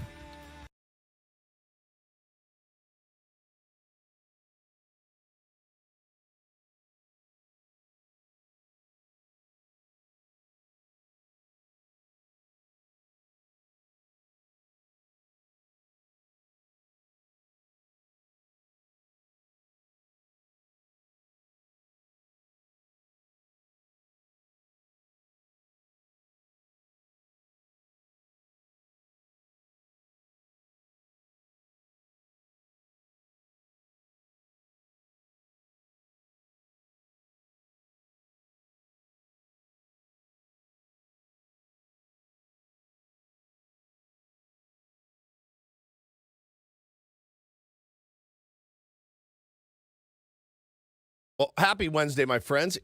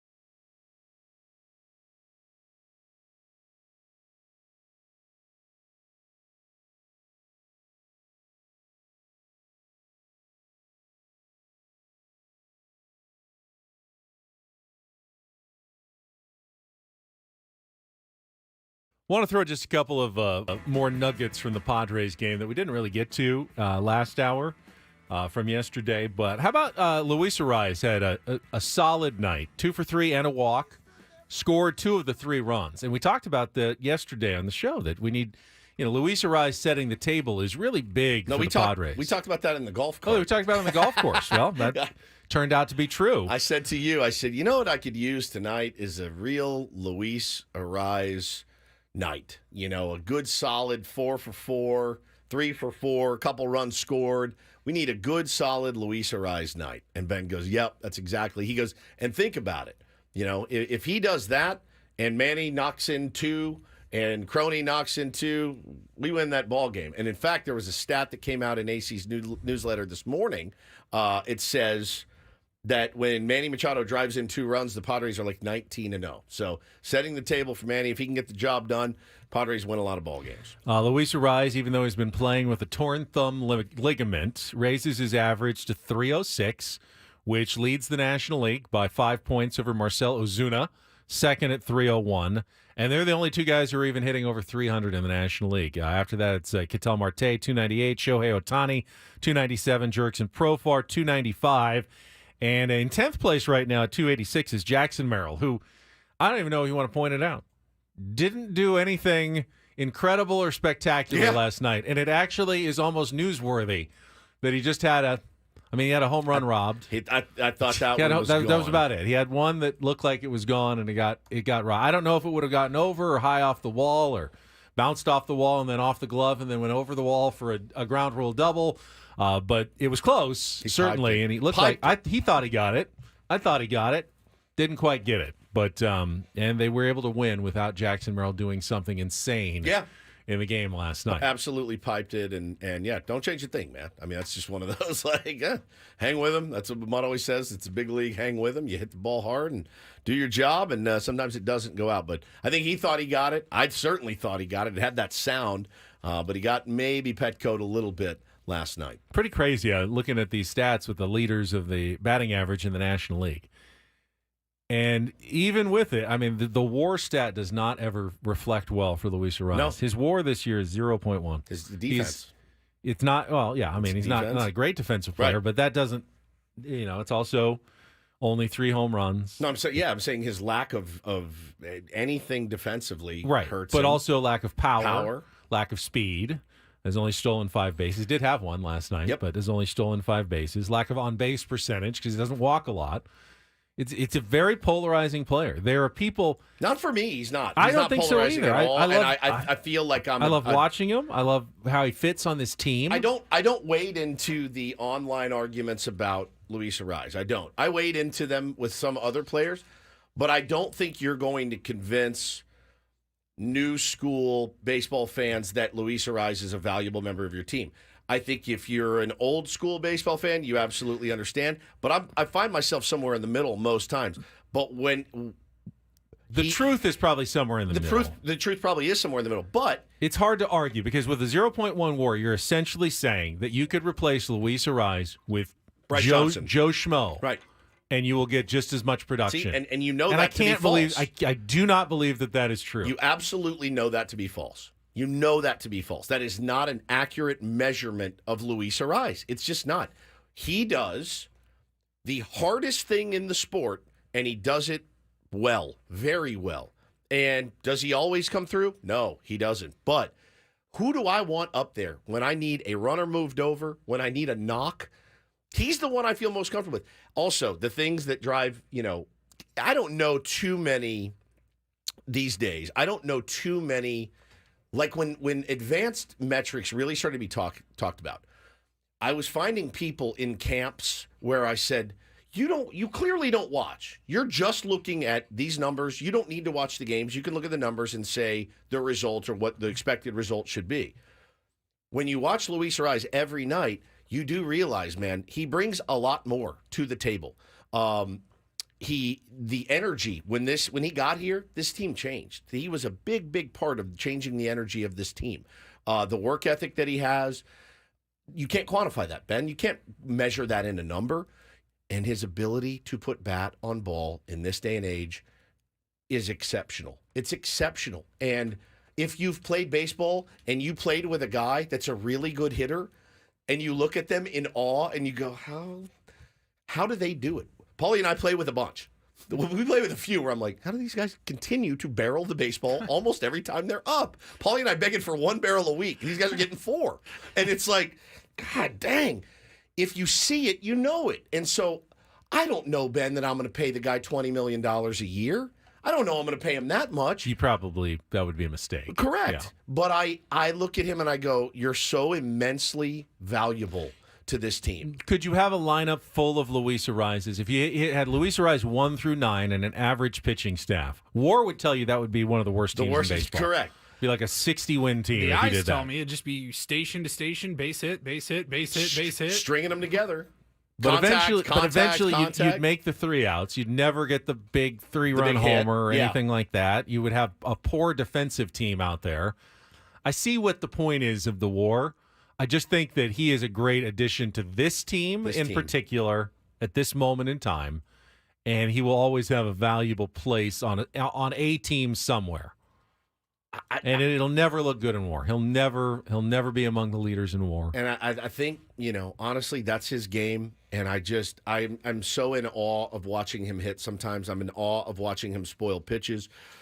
It's just the hardest thing to do, to get that barrel on the ball. And I know he doesn't hit it particularly hard either, but bat control is now, if we get to the playoffs, I think that's when you look at Luis Arraez, because it doesn't matter who's pitching. It's the lowest level guy, the top level guy. When you get to the playoffs, you face the cream of the crop.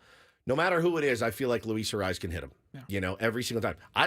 Manny Machado's my favorite player. I don't always feel that way about Manny, right? Like, yeah, if you hang one, he's going to make you pay. But if you're locating your slider and your heater up and in, I'm feeling pretty good about your chances against Manny. But with Luis Arraez, he's going to get you. He's going to drive you crazy. So I love him. I hope he's here for a long time. I don't think you can pay him some exorbitant amount of money. And that's weird to say, right? You're the best at the hardest thing there is to do in your sport, but you don't deserve a lot of money. It doesn't make any sense, but that's the way that the game is now. And you'd agree that this is the best Padres clubhouse we've seen since we've been together. Since we've been a show together. And you've been covering the team a lot longer than me. He's part of it. David Peralta, I think, is a big part of it. The guy that everyone likes and respects, and he's producing. Had another home run yesterday, obviously, his second off Luis Ortiz in both of these series. I think Donovan Solano is a big part of it. I mean, A.J. Preller has really hit on these pieces that he's added to the Padres here for this season in particular, and put together his best group overall roster construction. By far, I think A.J.'s best job. I don't think it's so far any question. All right. Baseball coverage on 97.3 The Fan is presented by T-Mobile. Switch to T-Mobile. You can get tons of benefits and still save on every plan versus AT&T and Verizon. Use their savings calculator to find out how at T-Mobile.com/switch. Go through the rest of the action in Major League Baseball, what you missed, right after a check of traffic here on 97.3 The Fan. From the 97.3 The Fan Traffic Center, here's Kelly Danick. Traffic is sponsored by Robert Half. Got a couple of collisions in the South Bay, northbound side of the 805, just past Bonita. A couple vehicles involved, including a motorcycle. It's over the right shoulder. Also, collision on or near the La Media Road off-ramp of westbound 905. I'm Kelly Danick with Ben & Wood, San Diego's #1 sports station, 97.3 The Fan.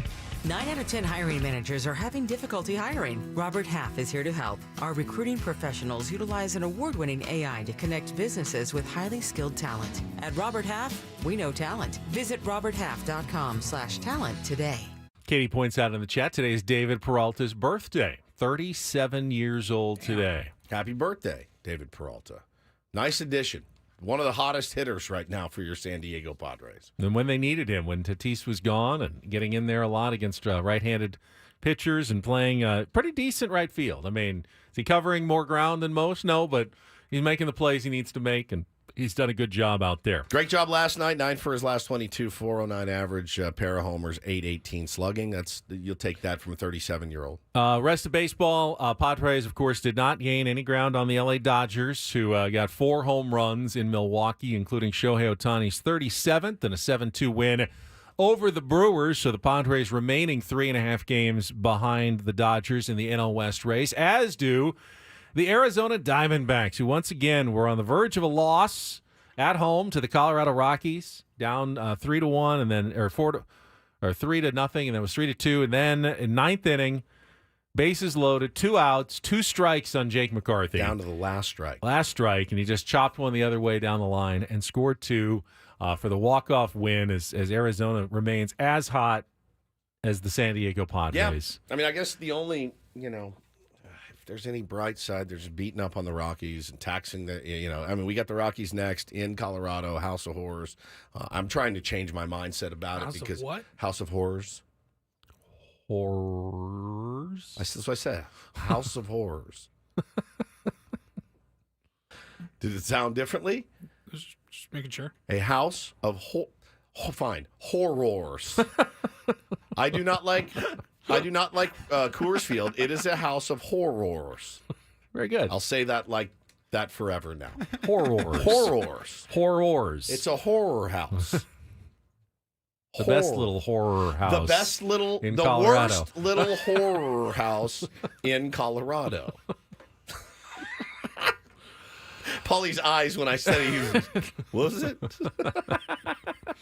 Hey, can you not? I just said horror. The Braves remain 4 games back of the Padres and Diamondbacks, but still holding that last wild card position in the NL as they won another 10-inning game against the Giants with a Giants fans turning on Bob Melvin big time for his 10th inning decision. So the Braves scored on a Travis d'Arnaud single in the 10th. Yeah. They're up 4-3. Bob Melvin then just tries to bunt the tying run over from second to third with one of their hottest hitters, Fitzgerald, their new young shortstop, and didn't work out for them. He apparently, now, I watched the play 5 times this morning because I wanted to see what they saw. They called him for interference. Like he hit it and the ball came back and hit him, but it never hit him. The ball never hit Fitzgerald on the bunt. It should have been. Did he block the catcher from making the play? He bunted and ran to first, but d'Arnaud comes out, grabs the ball, throws the guy out at third. Great play. They waved that one off, sent him back to second, called the hitter out. It actually worked out worse for the Braves.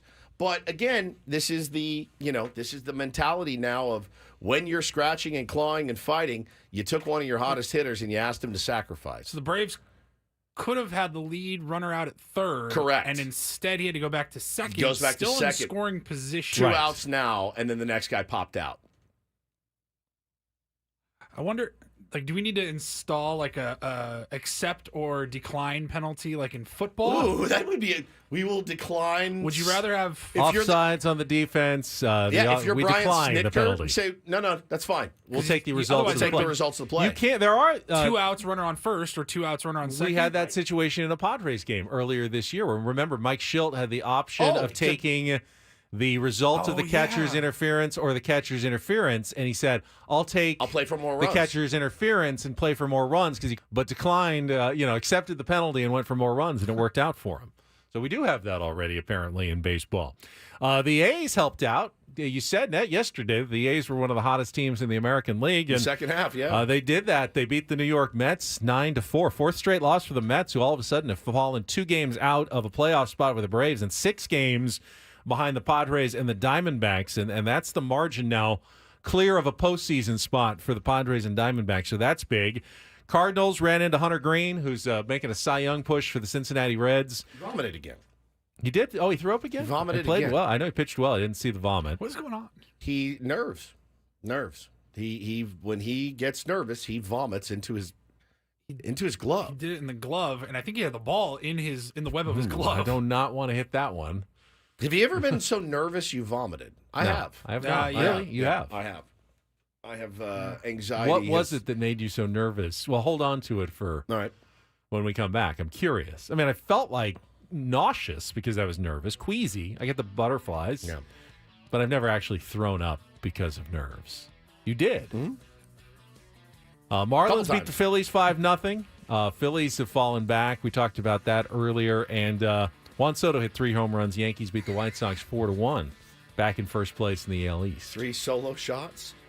Yeah, 4-1. That's it.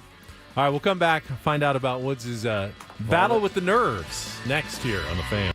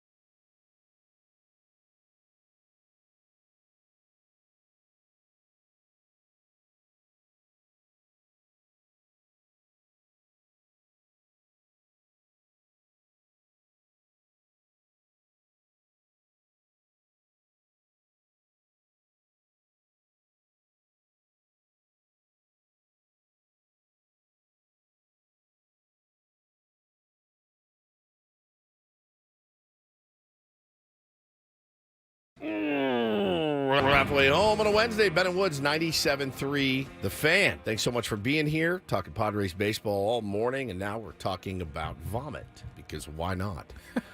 I'm Woodsy. That's Paul Reindl. He's the executive producer. Hello there, Paulie. Good morning. Benjamin Higgins, your friendly neighborhood sports anchor, joins us as well. And I was texting with my wife.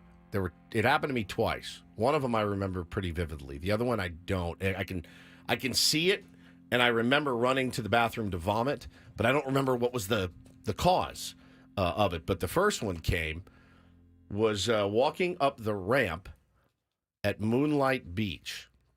And it was when I had very first gotten to town. I was only in about a year, and there had been a little bit of drama on the show that I was on. And I remember getting a phone call, and it was kind of my first anxiety. I didn't really have anxiety before, and I was so overcome with anxiety and emotion. You're like, oh, this is new. Yeah, it was really fun. It was not really that fun feeling. So I leaned over the rail and vomited. So that was your work caused you to do that. Yeah, for sure. And did you think you were going to get fired, or just? I thought the show was coming to an end, and eventually it did. And that's I'd been here for a year, so I had changed careers and moved and everything else, and settled in. And when that came down, and luckily they wanted me bad enough to stay and continue to work, and wouldn't be here without that opportunity, certainly. So, but that was not a fun feeling. I imagine adrenaline affects everyone differently. Hunter Green, this is twice he's gone out on the mound and has been so amped up, he just right in his glove. It's gnarly. Like I hate that for him, but I mean, whatever he's doing is working, because as you said, he's in the hunt for a Cy Young right now, and he was a very highly touted prospect. That one of those guys. Oh, he throws so hard he just can't locate. Well, he's learned how to locate and is doing well. The Paul Skeens effect. I'm not hearing as much about Hunter Green as I think we probably should, because you're right, he had so much hype. Yeah. Coming into the draft, they babied him a little bit along, brought him along a little bit. He got hurt because it wasn't immediate. He didn't just make an immediate impact. Yeah, he didn't start the All-Star game 6 weeks later. Right. But he's been so good. But yeah, it's just one of those things, man, where it's like, I wouldn't wish anxiety on anyone. I mean, anxiety is just the worst, and it's hard to turn your brain off. So, that's why I recommend BetterHelp. Now, according to the internet, nausea and vomiting very common for athletes, especially those who participate in endurance sports. Pitching is an endurance part of baseball. I don't think it's exhaustion, though, that is causing him to vomit. No, it's nerves. It's adrenaline. And then some athletes find the nerves make them nauseous. Other athletes who've talked about doing this before, Larry Bird. Really? Lionel Messi, David Beckham. The nerves, they just vomit, get it out, and then move on. That's also, those are three guys that have the weight of the world on their shoulders. They know that I can't go out tonight and lay a turd. I have to be Messi, Beckham, and Larry Bird. I can't go out and be like, oh, pretty good game, threw up 6 points, 3 rebounds. No, I got 33, 12, and 15. Like, I have to be Larry Bird. I have to be Messi. I have to be Beckham. So it's pretty interesting. I've never thrown up before a big game or anything like that. But that's when I did before a big basketball game. That's what it was? Like we had a downstairs gymnasium under the main gym in high school where we could shoot around, get some workout in before the game, while the JV game or whatever was going on. Yeah. And so had already kind of gotten the body moving, and it was a big game. It's hot. We were in the tunnel. Gym. We were in the tunnel from the locker room into the main gym for starting lineups and all that. And I started just getting so nervous. I was like, I feel like the heat gets me too. I feel like as soon as we go up for layup lines, I'm gonna throw up on the court. I'm gonna get this out now. Yeah. I'll admit, I felt the stomach a little bit on the 18th hole yesterday, our match, and I needed to make it. It was only like 2.5 feet. 2.5 birdie footer. To win. It came down to the last shot. John Ashworth made his birdie. We were 1 up, so we needed a birdie to match to win, or it would have been a half match. And they didn't concede. They wanted to see it. It was like that Rory distance. I mean, it can be missed, but it calmed my nerves. And you drained it. I drained How it, did rolled you it calm in. your nerves? Deep breath. I stuck with my routine. Have you noticed I have a pretty solid routine when I putt? Yeah. Behind, walk forward, twirl the putter once, right behind, no practice stroke, and just right through. And that's just stuck with a routine. Buried it. Thank you very much. We are the winner of some imaginary money, right? Because we didn't see any of it. I kept waiting for my Venmo to pop. We up. did get plenty how worth much of swag from Matt Janella. We I did. think he was going to give that to us either way. But now, how much did we win? $20. $20 each. $20 closeout. Yeah. Oh, okay. All right. Well, we'll look forward to that, Greg. Bobby in Otay Ranch in the chat says, I almost threw up at my company's gala night when I was going to introduce my work wife to my girlfriend. What's a work wife? Like you're my work wife. I am your work wife. Yeah. The person you spend a lot of time, you're close to at work. Yeah, and Paulie is too. Paulie's like my work. Paulie, I'd say, is like my work brother, and you're my work wife. Yeah. Does that make sense? Yeah. But it's different. But that's because not an inappropriate relationship. But it's a deep and meaningful relationship. Very. But it's we're the same sex, and so if you have a work, that's a weird one. That's a weird one to be like, hey, why would you be nervous about it, Bobby? I'm very curious about this. Something going on, maybe, that he didn't want girlfriend to find out about? I don't know. Yeah, work wife. Obviously, we know what a work wife is. It's your best friend, female, at work. In the office. But there's just the three of us in here. Now, if we had a female on this show, Hannah, I think, knows I would be very close with her. I would be talking to her ask Paulie. How many phone calls you get from me a day? Me and LOB.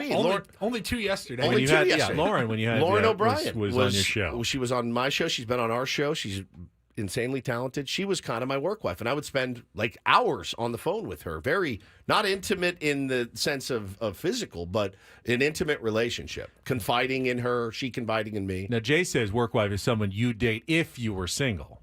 Like that's the person like you. All right, if it ever came to it. Bobby, here it is. Here's the answer. I always talked about her. I just didn't tell my wife that, well, she was really good looking. Yeah. Who? Her? She's ugly. Downplayed it a little you bit. Downplay it a little bit. Like Ben's work wife, Kimberly Hunt. We sit next to each other at work. Yeah. You guys are friendly. Billy Ray will. Wale's already there. I mean, they're a little closer. They're anchors together. Brandon says Kelly Danick is our work wife, but she's not in the same studio. Kelly's great. We don't really but talk we don't get to see Kelly her a much. ton. Yeah, We don't. Yeah, she feeds in her traffic reports from parts unknown. I always talked about her. I just didn't tell her she was really good looking. Bobby, in the chat, just let us know, how did your wife take it? Oh, wait. No, his girlfriend, I think, though. His wife. No, the work wife introduced to the girlfriend, the actual girlfriend. Oh, I thought it was the work wife to my real wife. All right, the Yeah. girlfriend. All right, yeah. Let me know how that goes. There's a lot. But to I'm sure there's been situations at holiday parties where, oftentimes significant other doesn't meet work colleagues outside of holiday That's party. true. That's the one time in the year where you actually mix business and personal life. Bobby says, very silent drive home. You should. What I would have done is said, hey, maybe we should all kiss and see how that goes, and just throw it out there to diffuse the situation. I don't know that would have helped. What do you, babe? What do you think? She said she is. I guess I hadn't really noticed she was really attractive, but what if we all just kissed? Who's I just Adam's see work everybody's wife? inner beauty. I don't. I don't.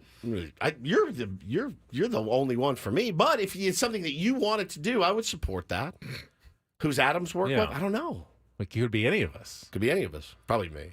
Like Gwen and Chris, their work spouses. I wonder who. I probably wear him out like my wife wears me out the most. Yeah, me to him. Adam. I'm probably his work wife. Yeah, be very Is careful. it extra sweet because it's against the Dodgers? Is it extra sweet because you're my work wife? No, it's not. We get to go today, hang out with Adam. Paulie and I do. We're going to be down at the Padres game today. If you see us, make sure you say hello. And going to go watch, hopefully, the sweep today. Jeff says, I had a work wife once, and when I talk about it to my girlfriend, it did not go well at all. Then I brought my girlfriend to a work thing, met my work wife, even worse. So apparently this is a real thing that I was unaware of. Yeah, well, I mean, it's just us in here. You know? Probably should keep it that way. Where our wives know, like my wife knows you, but like, your wife knows me. But we should just keep it that way, probably. As much as I would love to have like LOB here dominating the airwaves with us, it's that's an interesting story. How did we get from vomiting to work wife? Oh, he said he was going to vomit. That's why he was going to vomit. Wow. Yeah, that's interesting. Interesting. Have you never vomited before a big thing? No, I really. You can be an anxious person. No, I'm not an anxious. What do you mean I'm an anxious person? You're a. You get anxious. I've told you I have like the Seinfeldian non-vomit streak going. I vomit for no reason whatsoever. I keep it down. I always keep it down. Always. Even when I feel it bubbling up, I can fight it back down. It feels so good to get it out, though. And I always think I disagree. No, it sucks in the moment. But I hate the moment so much. I'd rather deal with. You feel better. You feel better every time.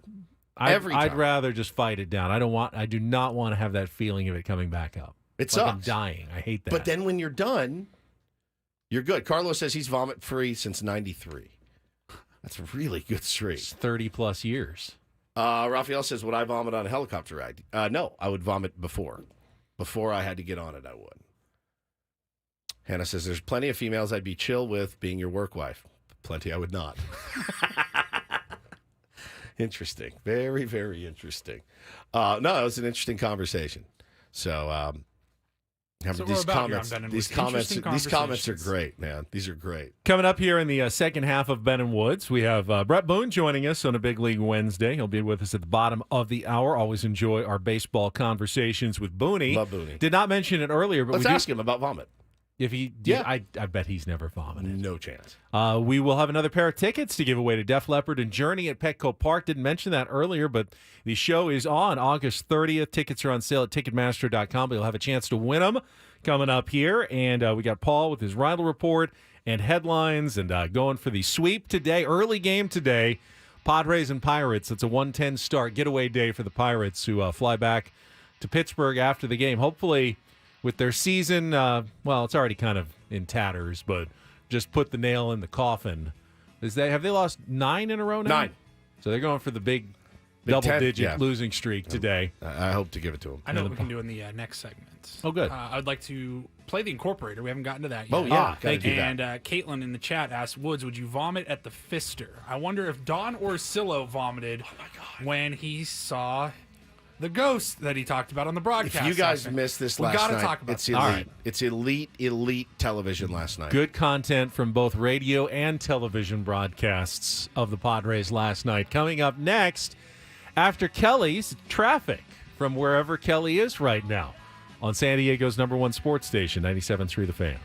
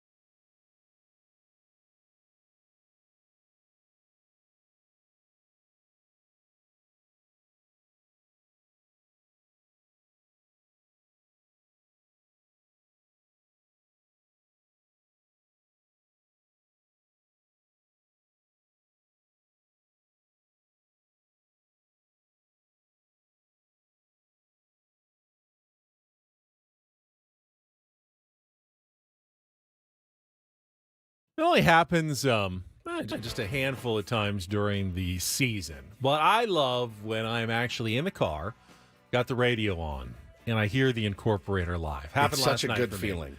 Yeah, I was having dinner with my boys, and we were driving back, and it was I'd say the 6th inning, and I started hearing, and I go, oh, I think it's coming, and I was like telling my son, here comes the Incorporator, and I was right. So Paulie is going to set it up. Jesse Agler yesterday, our 3rd week of Song Lyric Incorporator, and here's what we tasked Jesse with. But, so that's the best part. This one actually just came up organically today because we were playing Take on Woods, and this was our 2-second song. We thought, this would be perfect for Jesse. So, Paul, I'll be waiting time after time. A little bit of little leading there, leading the witness, but you do with it what you want. It's fun because there's like a few different ways. Oh, that's what we thought. That might be a good one. Absolutely. All right, so 6th inning yesterday. I remember I looked at my car. It was 8:23. I'm texting Paulie. I heard it, so he doesn't have to go searching for it in the morning. So here it was with the Padres up 2-0 against the Pittsburgh Pirates last night, and here's Jesse. Think back to that no-hitter. Great play. Jackson Merrill backing up Xander Bogaerts. Johnny on the spot. Team baseball. If you fall, I will catch you. I'll be waiting. Definition of having your guys back or front in that case. Time after time. Oh, my God. Bogaerts takes. They're like working in concert. Nothing in one. Had to wait to finish it after Tony had his thought in there. So good.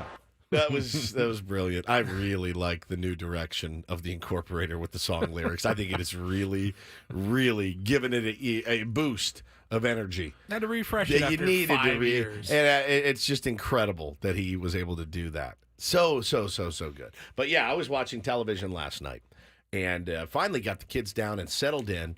It was tumultuous. We had lunches and garbage to take out and all this and baths and finally got them down and I just plopped down and went, finally. All right, I'm kind of listening to it in the background. Sit down. Well, and they start talking about Mookie Betts. And they mentioned, there's a fan. There was a fan question. Do you guys believe in ghosts? He said Mookie Betts is not staying at the Pfister in Milwaukee because he's scared. He's scared of the Pfister. Pfister? Yeah, absolutely. Yeah, and he gets an Airbnb. And so somebody, I think it was Ray and Ramona, asked the question, do you guys believe in ghosts? I told Scan this earlier before the game, too. I was at a hotel, which I don't think exists anymore. It was a AAA in Louisville. Executive Suites. I don't think it exists anymore. But anyway, there were several things happening there over the years that players have talked about. Okay, ready? So, my ironing board. I was lying on the bed. Came off of where it was being held. Now it's usually in a closet. Came off and hit the ground and opened up completely. Like ready to be used. Landed. So I tried to recreate it. I'm like, okay, I'm not going to make a big deal about this. That seems very unusual. There's got to be science. So I went over and I pulled it up and then dropped it like 5 times. It would never do it again. Interesting. Yes. But so my question was, did the ghost start ironing? No. Like he could have brought a shirt over and a pair of slacks and gotten some work out of the ghost. Very helpful because I can't iron to save my life. I create creases that were not there before. He also talked about a couple of the guys, I think it was when he was with the Red Sox minor leagues, in one hotel would see an 1920s gangster, like an old man in 1920s gangster. Like with a Gatling gun. Like pinstripe suit. Yeah, see? Like Zoot suit. Zoot suit and the fedora and the whole thing. I was rolling. So just a couple of comments. And oftentimes, like with the Pfister, it's at a hotel or the Hotel Del.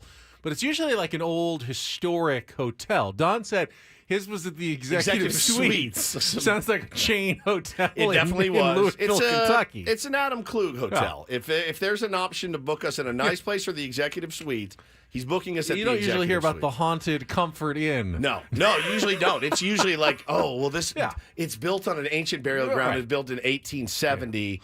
So that's why. That's why it's haunted. But then he started now, talking. Aren't those irons, though, aren't they designed like when they come out to automatically unfold?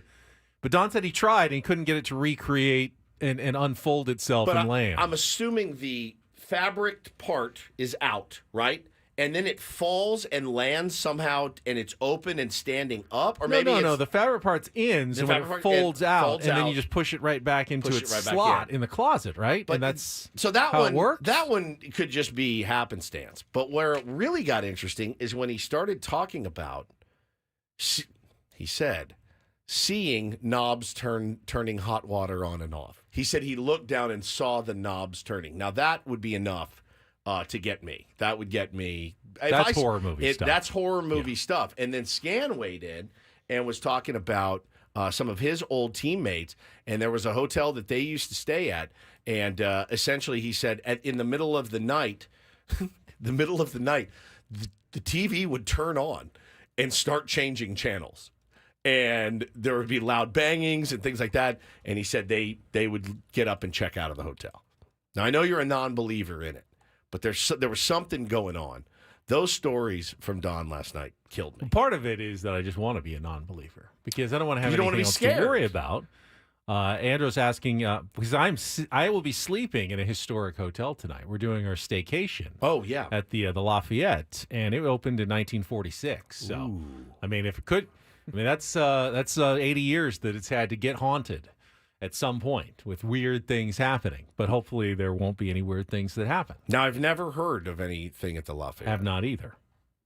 So, I mean, I think you might be in the... But, older buildings tend to also make more unusual sounds like creaky pipes and, things that just happen as a building kind of settles in. And it makes things that sound spooky, but there's probably a rational explanation for why you're hearing those noises in the middle of the night. I mean, Mud basically said that he'd heard those stories too, and he would just get in bed and sit up and say, if you want to get me, come and get me. Yeah. I'm right here. And he said nothing ever happened.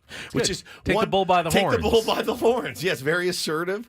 But man, those guys last night, Donnie had me rolling. It was so good. All right, we'll come back. Bret Boone will join us on a Big League Wednesday. We'll talk baseball's pennant races, and we'll ask Booney how he feels about throwing up before games, haunted if it's hotels. ever happened, haunted hotels All on of the it. road. All of that coming up next with Ben and Woods on San Diego's #1 sports station, 97.3 The Fan.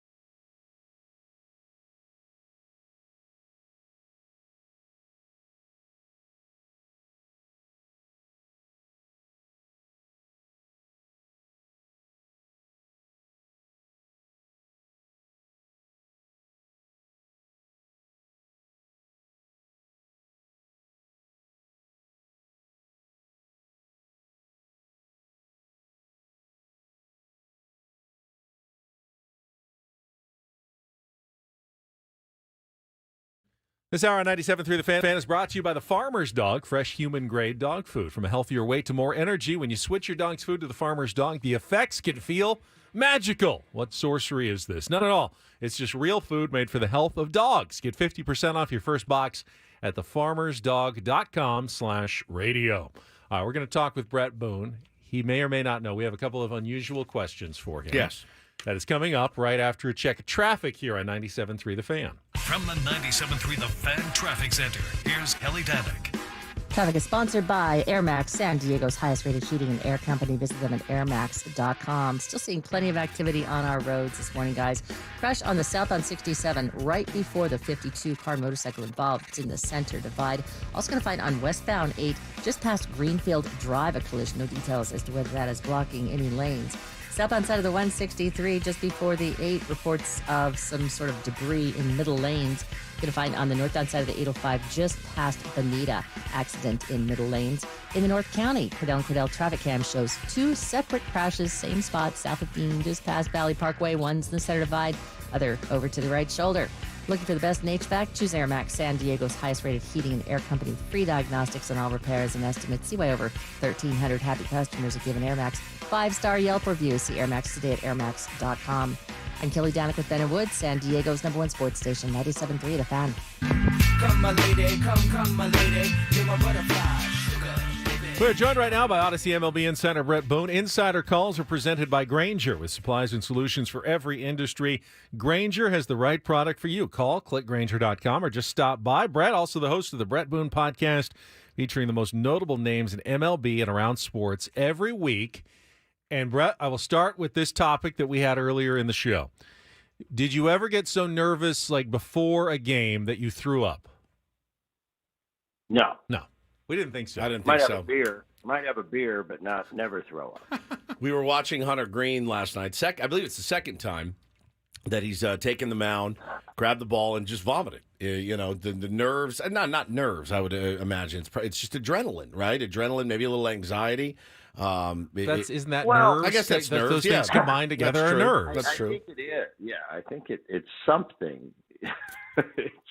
I think I had a teammate that used to do that, and I didn't think differently of him. I just thought, man, his body works in a weird way.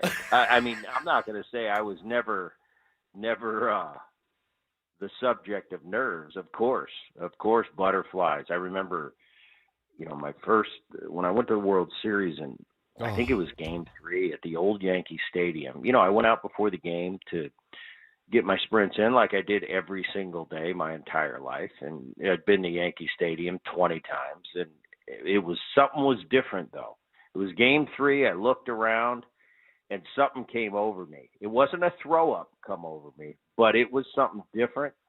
I think we all just handle whatever it is, the nerves, the butterflies, the anxiety, whatever it is. I think we all handle it a different way. Obviously, he likes to throw up, but I don't know if he likes it, but that's what he does. Yeah, I don't know if he actually enjoys it. But yeah, I just think it's something. He probably laughs about it like I can't control it. It's just how my body It's just gets what rid of the happens. angst. That's Yeah, amazing. it's just what happens. When you like I said, I don't think any differently of you. No, we not all at all. handle it in our own way. We all handle it in our own way. Yeah, he's been really. By the way, good. did I hear you guys were giving out Def Leppard tickets? I'd like to Yes. put my name on the list. As an Odyssey employee, I don't know if you can, but we can certainly ask the bosses, Well, the powers that be. I could drop the label for the. He's quitting. He's quit. God, that's how bad you want to see Def Def Leppard. Odyssey so he can win the tickets. All right, hang on. I tell you what, I love Def Leppard. I got to see him. And they put me on the stage for the concert in Seattle back when I was playing. They are still to this day my all-time. They're my all-time guys. I love them. What's your favorite song? Good guys too. Oh, I couldn't even pick one. But I'm going to go back to before Pyromania. I'm going to go with High and Dry. High and Dry. Not pour some sugar on it. No, that's their worst song. Just put no. The new stuff's fine. But I'm a High and Dry guy. Me too. Me too. I could put that album on. It just brings me back to 7th grade, getting ready for the dance. Nothing like it. That one and Pyromania for me. Did you throw up before the dance in 7th grade? No, he did not throw up before the dance. It's Bret Boone, dude. When you played, as far as like nerves and stuff go, you're playing infield. Nothing better than getting the first pitch of the game, just 6-hopper right at you. And then it's done. It's over with. Waiting for that first one, for me, as long as I played, getting that first one out of the way is of the utmost importance. Get the first one, make it clean, and call it a day. I'll tell you, there's certain points in every season that there's those butterflies. And then the rest of them, they all run together. And, the Tuesday night in July, I could care less. No, it's just this is business as usual. This is what I do. But there's certain points in every season, and I don't care how much experience I had down to my last year in baseball. And there's certain points. On a great year, you'll get nervous 6 times. So always the first at bat of spring training. Always. Didn't matter if I was a 14-year veteran. Didn't matter if it was my rookie year. That first at bat in spring training, and it is a hill of beans. It doesn't matter. Nobody cares. Nobody's going to see it. But for my own well-being, I cannot embarrass myself the first at bat of the year. I don't want to chase a breaking ball a foot off the plate and start my season off that way. So as long as I just had an okay at bat, I don't care if I get a hit. Just put it in play. Don't strike out. So that once I get over that, I'm fine. The rest of spring is a walk in the park. Opening day, if you're fortunate enough having a great year, you go to the All-Star game, that first at bat in the All-Star game, you just want to get through it. You don't care if you want to get a hit. I always want to get a hit. Sure. If I'm playing wiffle ball in the backyard, I want to get a hit. But I just don't. I want to save face. And then if your team is good enough to get to the postseason, always that first at bat in the postseason, just get it off on the right note, because after that it's easy. Opening day, it's just get through opening day, and then the season really starts on game 2. You just want to get through opening day. So those are the points in every season, and like I said, it didn't matter if it was my first year or my last year. I always had those butterflies in those situations, because believe it or not, that's what players. That's our biggest fear is embarrassing ourselves. Yeah. I used to tell Trevor that with that stupid changeup he threw. I said, I don't care if you get me out. I want to get a hit, but I'm not going to swing and miss that stupid changeup by a foot. And, turns out most of my career at bats against Trevor started with a fastball away, 4-seamer just on a tee, because I was so worried about the changeup, I took it. So anyway, that's what players. All you guys want behind the curtain. That's what players really care about. Is don't embarrass yourself. It's funny too, because Mookie Betts just came off the IL. His first AB, he embarrassed himself. He waved at a pitch and fell over, and the whole thing. And everyone's going. I was smart enough, Brett. I've learned many years doing this. You don't run your mouth till the game's over. There was a lot of Padres fans going, welcome back, Mookie. Well, next AB comes up and hits an absolute tank. And I just thought to myself, that's how you redeem yourself. It is good to hear that these pro baseball players, they make money, they're sharp, they're cool as hell. Everybody looks up to them. Yeah, man, they get as nervous as the rest of us out there. The other question, go ahead. We're as vulnerable and as insecure as anybody we have that tough exterior, and look how cool we are, and that suave, and inside you're going, do I still got it? They're human. So yeah, we have all those insecurities that everybody else has. The other question is, in all your years of team travel and hotels, did you ever have a paranormal encounter on the road? No ghost stories. You don't believe in them. But I'll tell you, I've done a few shows recently, and I hear the big topic is the Puffister in Milwaukee. Yes. Now, it is the Puffister. It's not the Fister with an F. It's Fister? the Puffister. Yeah, absolutely. It's one of our favorite places.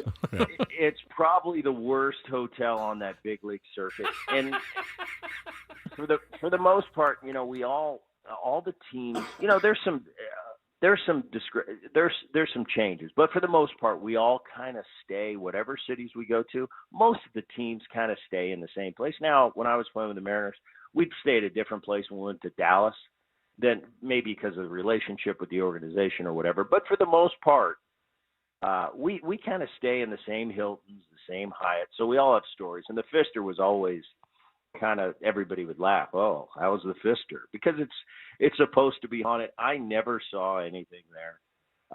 Now, I'm not a disbeliever in it. I'm a believer in those evil spirits. Hopefully, I never see one. But no, I never ran into any problems. But I've heard a lot of stories that people have. Man, we talked last week, talking to Bret Boone here on Ben and Woods this morning. So I had a little panic moment last night, Booney, and I thought of you. So I've got fantasy baseball team, and George Kirby is on my fantasy team. Mariners. Whoa, he had a rough one. Really good pitcher. And I went to check my lineup, and I went, oh, you idiot. I forgot to start him last night. Oh my God. I didn't put him in. Gave up like 11 earned runs. But I was watching the M's over the weekend.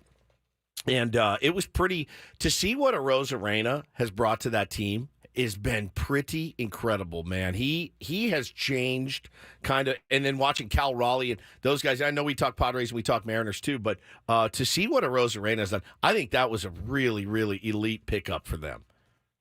I think, as far as the trade deadline go, I think the Padres made huge moves. Yep. Because they bolstered that bullpen, and now arguably the best bullpen to get to Suarez. But I look at the Mariners too; they were in my top. I made a ranking of who I think did the best. There were no blockbuster deals, as everybody knows, because none of the big time stars were available really. But there were a lot of low key additions. I think the Padres did really well, but I think the Mariners did really well too. And it's not necessarily they didn't get any MVPs, they didn't get any. Right. Hall of Fame closers, but I'll tell you, they made some sneaky moves. They got Garcia from Toronto, which replaces the Matt Brash who went down with Tommy John, and there's really been a hole in that bullpen. I think he filled that. You mentioned Arozarena. He's probably having his worst year in his big league career, but he's got a lot of experience. He's got a flair for the dramatic in the postseason. He's been there, done that. He's actually swinging a lot better than he did in the first 2-3 months. I mean, he was hitting 165 for 2 months. So made a phenomenal play. Definitely on the recovery there. But I think as much as, I've been through this now about 3-4 years, I've kind of come to the other side. When I first started doing this, I would look at the modern day player and the celebrations, and I would just it was an eye roll, like, am I really watching this? But I've gotten to the point where I'm so used to it now, it's not an eye roll anymore. It's, hey, this is the way the game is these days. What I think Arozarena brings to that Mariner team is a personality that can rival Julio Rodriguez. Yeah. And Julio is obviously their young 23-year-old star that's really not having a good year. He's been on the IL for a while. He just came back. I think Arozarena, a veteran guy like that with a big personality, kind of in a way challenges Julio and kind of lights a little bit of a fire that, who could out-personality one another. So I think that's going to be a good thing for him. I also think the Justin Turner thing is huge from a clubhouse. Yeah, you love the Turner move. You love the Turner. Oh, I love it. He's a JD Martinez type guy, and he's a guy that just has a presence, well respected in the game. 39 years old, been on a lot of great teams with the LA Dodgers. And I just think he's another great presence. So low-key moves, but nevertheless, I think really effective. For the Mariners to do it, Julio's got to get going at some point. Cal Raleigh's been the guy. He's hitting low average, but he's high power.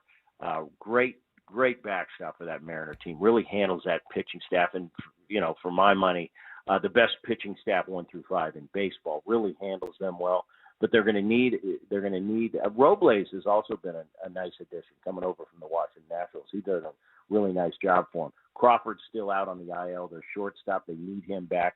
But if all the pieces fall into place with that pitching staff, Seattle, like the San Diego Padres, if they get a seat at the table, they can do some damage in the postseason. It'll be interesting to watch.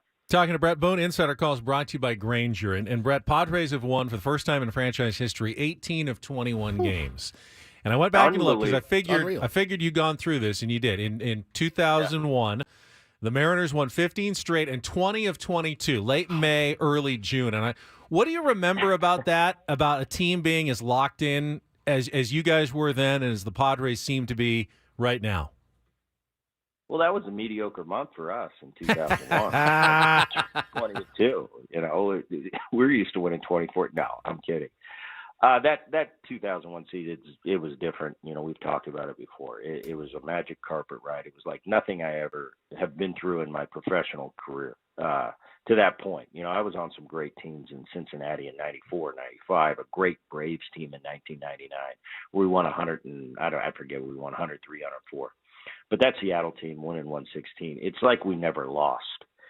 And it's just a great feeling. For the Padres to rattle this off when their biggest star, arguably Tatis, is down, and with not having a Musgrove, not having a Darvish, it's pretty remarkable. And I think this team's really coming together.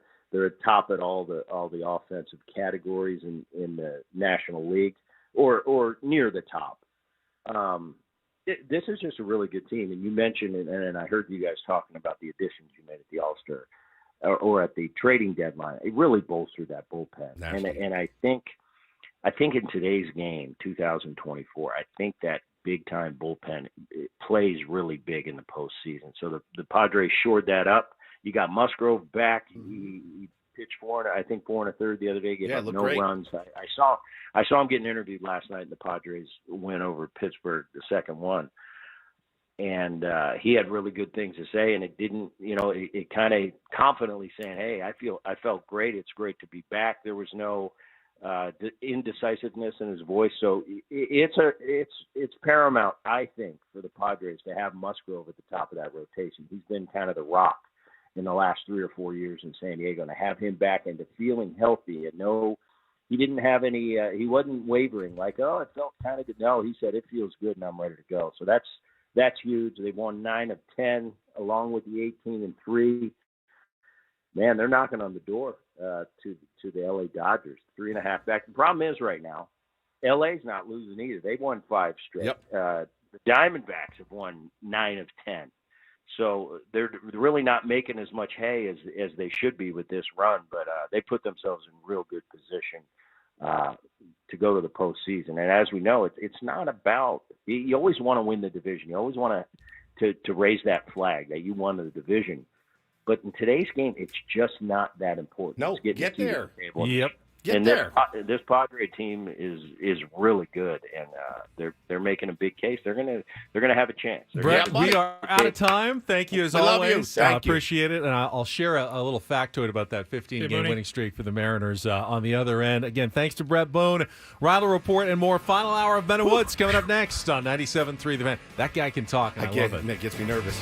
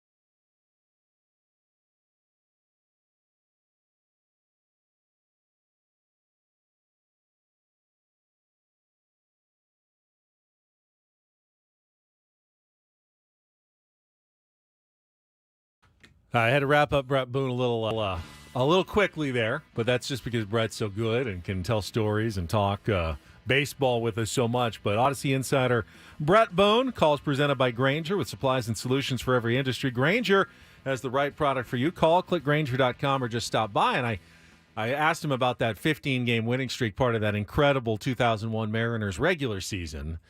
And it ended with a loss to the San Diego Padres, 6-3, with Bobby J. Jones outdueling the then undefeated Freddie Garcia, and Trevor Hoffman getting the save and getting Bret Boone. Now, I don't know if he struck him out or just got him out in the ninth inning, but I hope he didn't embarrass him with one of those change-ups in that game when the Padres beat the Mariners. And then they have the 20-22. It was also the Padres who ended that one with an 11-9 win at Qualcomm Stadium at the time, when they ended that 20-22 streak by the Mariners with a win that day. I love what he said about Hoffy. Just like that, please don't embarrass me, because that's the pitch that can, the slider to a righty and the changeup, I think, are the two pitches that really, if you're late on a fastball, you're late on a fastball. I mean, it's like, oh yeah, there was a heater, I missed it, but you don't look like an idiot when you ass out swing at a slider,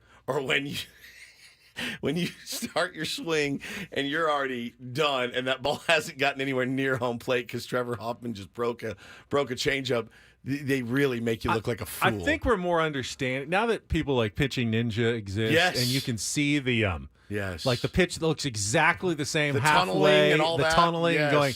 Okay, I totally understand why he'd swing at that, because he just saw a pitch that looked exactly the same. Of course. That was right in the wheelhouse that he took, and then he throws the next one, and it breaks 4 feet, and he's swinging, and he looks like a moron, but of course, looked exactly the same when the pitcher released the ball. Yeah, that's incredible. Yeah. Hey, real quick, a few months back, we had a couple in studio, Kyle and his wife, and his wife has passed away. She was ill when they came in, and they brought us donuts, and they wanted to hang out, and they did, and they were incredible people. Kyle's wife has passed away in June, and this is their son Logan's 7th birthday today, and it's his first birthday without his mom. So, Logan, if you're listening, happy birthday, man. We are thinking about you and hope you have a great day. And, man, Kyle, our heart goes out to you. You guys are awesome people. And I hate that you're going through this. And I want to wish Logan, we all do, a really, really happy birthday. If there's anything we can do to make his day better, please let us know. It was so great to meet him. They had such a good attitude, the whole family, when 100%. They came in. And that was that's sad, but it sounds like Logan has a really good dad, and hopefully they're going to be just okay. And Tier 1s are thinking about you this morning. Happy birthday, Logan. Where do you transition from that? I don't know. We just go to the Reindl Report open. Paulie, thank you. Paulie, take us away. Go, Paulie. I got it, guys. Don't worry. And get things started here with our today's edition of the Reindl Report. Now tuned into the greatest. Welcome to the Reindl Report with Paul Reindl. Hi, Paul. All right. 2 stories from the world of sports that we haven't gotten to yet. We'll start off in Major League Baseball. And 1 story that you didn't know you needed. Are you laughing, biatch? It's the Reindl Report Hey, Paul, how you doing? Okay, how are you? on 97.3 The Fan. Are you ready to bless the mood? I need some help, please. That was good. Can I get a yeah? Oh, yeah. All right. Be very careful with whatever you're going to say here, Paulie, because you're our transition. So. Yeah, thanks for that, guys. No, I was already starting to choke up. I know. It was me very too. sad, and they were so sweet when they were in studio. Incredible. Kyle, thinking about you. Logan, happy birthday. This Reindl Report is for you, buddy. Yes. And Carrie was his wife's name. Yes, Carrie. She was great. Okay. Moving on, we will, let's see. We'll start. If Logan wants to come in tomorrow and do my spot on the round table, I'd be happy to offer that to him for his birthday. They're talking in the chat. Can we get him some tickets to game? I don't have any extra tickets to game, but Logan, Adam, if you're listening, I'd like to give my spot to Logan for his birthday. Let him come in and chew the fat with Ben and Hello and all those guys. Well, I mean, don't leave Kyle out. If he wants to host and then Kyle, take my spot. Yes. I mean, I'm on staycation, so I'm going to be partly checked out anyway. That's true. That's true. That's done for. All right, let's. We still got a little bit of Olympics fallout. Everybody's still thinking and talking about the Olympics. Now, we briefly talked about the closing ceremonies. They had the handoff from France to the United States. Tom Cruise, all the production that went into that, Yeah. and then it turned into a concert on the beach. You had the Red Hot Chili Peppers.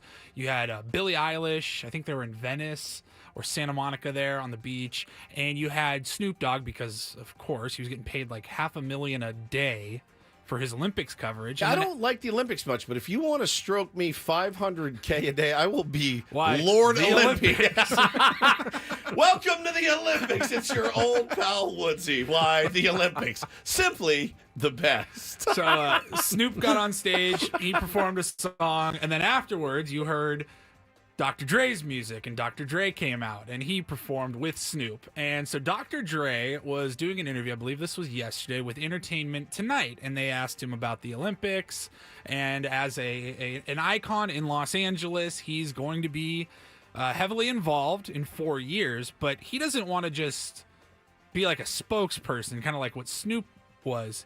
He wants to compete in the Olympics. Well, he's not an Olympian. Breakdancing? He's not an Olympian. I asked him about that. He felt very bad for that Australian breakdancer. She did it on purpose. She did it like to. Why are we feeling bad for someone that says I'm not actually a breakdancer? I'm just going to go out and breakdance. Why are we feeling bad for that? Well, Dr. Dre is 59 years old right now. He'll be 63. Okay, it's tough to be an Summer Olympian Games. at 63. Any guesses on what he would like to do? I really have no idea. All right, well, here's the audio. I'm trying to try out for the Olympics in 2028. I'm really good You'll at be breakdancing? No. What are you trying out for? What are you going to try out for? Archery. And you're being serious. I'm dead ass serious. Yeah. Okay. So where does this come from? Where did you pick up archery? I actually started playing around with archery in junior high, right? I stopped for a while and my son bought me a setup. I don't know if it was for my birthday or Father's Day or something like that. So I have it set up in my backyard. And I heard that qualifying for the Olympics is 77 feet, and I practice at 90. Damn. Yeah, wouldn't that be interesting to go, especially with it being here in LA and win the gold medal? So, listen, I'm a little gullible, but I believe you. I believe that you're really going to try to do this. Ride with me, come on.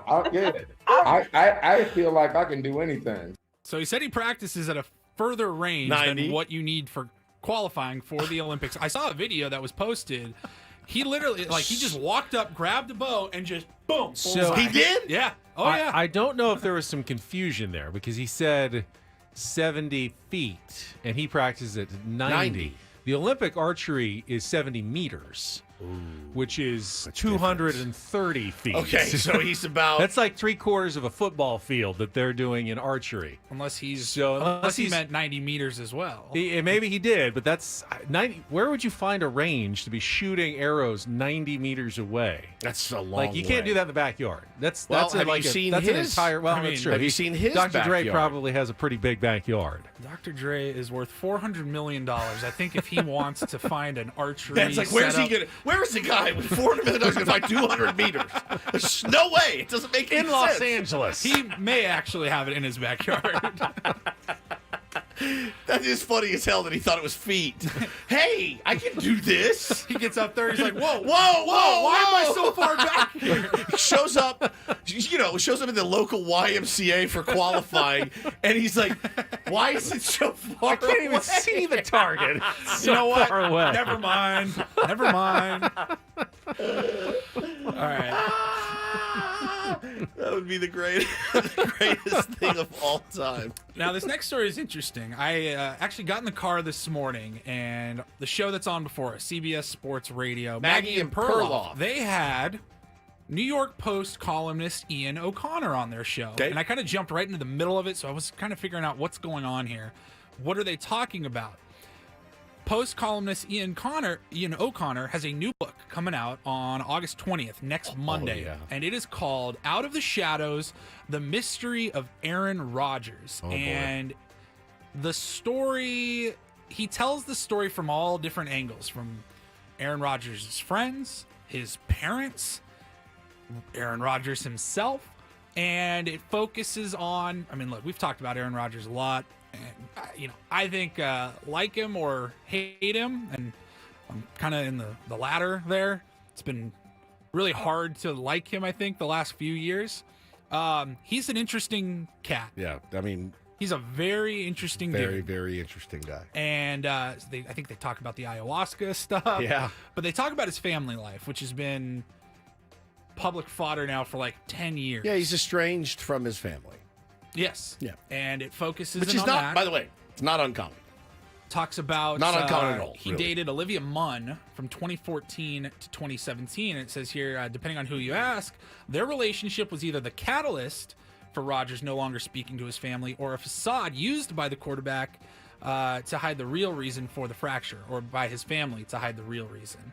And it says Olivia Munn allegedly called Aaron Rodgers' parents and told them, you can't see him anymore. Like, they were coming to a game, or they went to a game and he had a bad game, and then they were coming to the next one, and she said, not a good idea. No, he doesn't want you there. You're not allowed. And they still went, and they did not see Aaron Rodgers. And then it says that Ed Rodgers, his dad, he refutes this idea that Olivia Munn tried to help everybody reconcile and get back together. He said that's not even close to what happened. Olivia Munn's now with John Mulaney. She said that she was instrumental in mending the fences, and Ed Rodgers says, yeah, that's a lie. There's no fences that have been mended, though. Right. It's very gossipy. I don't know. These books... I mean, it makes it sound like Rodgers went out and had a bad game and blamed his parents for it and decided, I'm just never going to speak to my parents again. That should solve everything in my career. It's weird. It's weird. It doesn't make any sense. And honestly, I used to consider myself an Aaron Rodgers fan. Seemed like he had a thoughtful approach to the game. And I really wouldn't mind all the quirky stuff that he's done, but he's so dang condescending about it all. He makes everybody else feel like, I must be a complete moron because I don't agree with Aaron Rodgers, right? I did like the way he talks about everything is just he seems so smug and superior about it now. Yeah, I did. I mean, I liked his spiritual journey stuff. It was really interesting to me, and I think things like that can help. And the cave thing was. The darkness retreat was fascinating to me. Fascinating. Fascinating. Yeah. I'm not for me, but there's definitely something there, but then he treats it all like with the rest of us. You're an idiot. The rest of us are just, we haven't opened our eyes to the real world and what's going on. It's the funny thing about when he missed the mini camps, he's like, I mean, I wanted to play football, but I wanted to go to Egypt more. He is going to Egypt instead. I mean, there's something in there that I kind of respect, and but you do make a good point. He is just kind of jerkish. Jeff about says it. Rodgers has a PhD in mansplaining. Now I do a lot of mansplaining. You do, but you don't. I hope I don't come off as condescending or not to me. arrogant as he does when he's doing it. Not at all. If you're an Olivia Munn fan, I would stay away from this book. It at least from the author's point of view and whoever he talked to throughout the book does not paint her in a good light. Yeah. Like sending Christmas presents that the parents sent Aaron and sending them back. We don't want these. Yeah.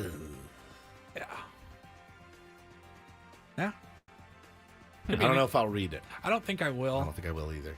I don't care that much. No, to be honest. I don't really read a ton of books anymore. I read books, but I don't think I will. I don't know if that's going to be one for me. Doesn't blow my hair back. Let me ask you, does Coca-Cola blow your hair back? Yeah. Do Oreos one of my vices blow your hair back? Yeah. Another one of my vices. What does an Oreo Coca-Cola collaboration do Not much. for you? Not much at all. I don't really like. I've never really liked chocolate soda. I don't think you want to put the Oreos in the soda. So how do you get the soda into the Oreo, maybe? Well, it's coming from both sides there. So we have Coca-Cola teaming up with Nabisco for not just an Oreo-flavored Coca-Cola drink, but also a Coca-Cola flavored Oreo cookie. Now that I might try over the Oreo drink, right? With the icing, maybe has a little Coke flavor. Cookies and cream, essentially flavored beverage. So they say the beverage is a refreshing Coca-Cola taste with flavorful hints inspired by Oreos. And it won't be Diet Coke or Coca-Cola. It's actually going to be a Coke Zero. Oreo, somebody said. Oreo. Choreo. Oreo. And then the cookie, the Coke flavored cookies, has the Coca-Cola inspired taste that fans know and love. One side of each Oreo is red. Okay. And then the white cream has red edible glitter mixed in. What? These will all be rolled out. The drink looks hideous. Next month. They're selling a frozen version of the drink at 7-Eleven and McDonald's, like a slushy. Slurpee. And then they are calling it a Besties promo, like Nabisco and Coca-Cola. Oh, okay. So the cola flavors. You don't like. I like those. I like Coca-Cola. I like those gummy Coke bottle candies. Disgusting. God, the wax ones. Not the wax ones. Oh, no, the gummies. Okay. The actual gummies, like the Haribo gummies. Yeah, that those are pretty good. Cola bottle flavored. I like those ones. Are you a Coke guy? I used to be. I'm definitely Coke over Pepsi, but I've pretty much stopped drinking all sodas completely. That's one of the things that I've altered in my lifestyle. If I had to choose Coke or Oreos, I'm taking Coke. No, I go with Oreos. I'm straight I still have had Oreos since I can my weight loss, live but without not Coke. I can live without Oreos for the rest of my life. I cannot live without Coke. It's one of my main vices. Not as many as I used to have, but the ones I have now. I mean, Coke. I feel like drinking a lot of Coke. I don't drink a lot, but a couple a week. I'm like, people are like, "Oh, it's bad for you." It's having like 4 cocktails. I'm like, I can't win. I tried Coke Zero. It's not bad. I can't. I like drink it. I still can't drink Coke anything. Zero. I like Diet Coke. I like it better I can't than drink Diet anything Coke. diet. Yeah. I instantly know if it's diet and go. I think Coke Zero is pretty decent. I won't do Pepsi though. But I don't like when sodas do. I like. Okay, so what's the acceptable alterations to your favorite soda? Cherry Coke. Cherry Coke, phenomenal. I like when you go to the restaurant or fast food Yeah, restaurant they have that has the machine where great. you can do whatever you want, whatever your brain can By the figure way, out. end of list. It's done. Just cherry. Cherry. I don't like vanilla How about Coke. vanilla Coke? No, I don't like vanilla Coke. Like a Diet Coke with vanilla. Delicious, No. right? But when they started They have like orange, raspberry. peach. No. Dr. Pepper does like strawberries and cream Dr. Pepper. I don't want that. I don't like a lot of fruit in my drinks except for cherry. I think we can all agree on this. Thank you. Thank you, Paulie. DD says slow sports day. Yeah. Yeah. Thanks for or DG. Thanks for asking. Yeah, very much. What does he want us to talk about? NFL preseason action? Probably. Shirley Temples are good, LSN. What are the 49ers going to do with Brandon Ayuk? I heard he's staying. All right, CeeDee there you Lamb go. ever going to show up? So he's nuts. We just talked about Aaron Rodgers for like 5 minutes. Yeah, we just talked about Aaron Rodgers. Sports. Exactly. And Dr. Dre. More Padres coming up. One more game on this very short homestand. I will be there. And we got a giveaway. Journey Def Leppard tickets coming up as well after traffic here on 97.3 The Fan.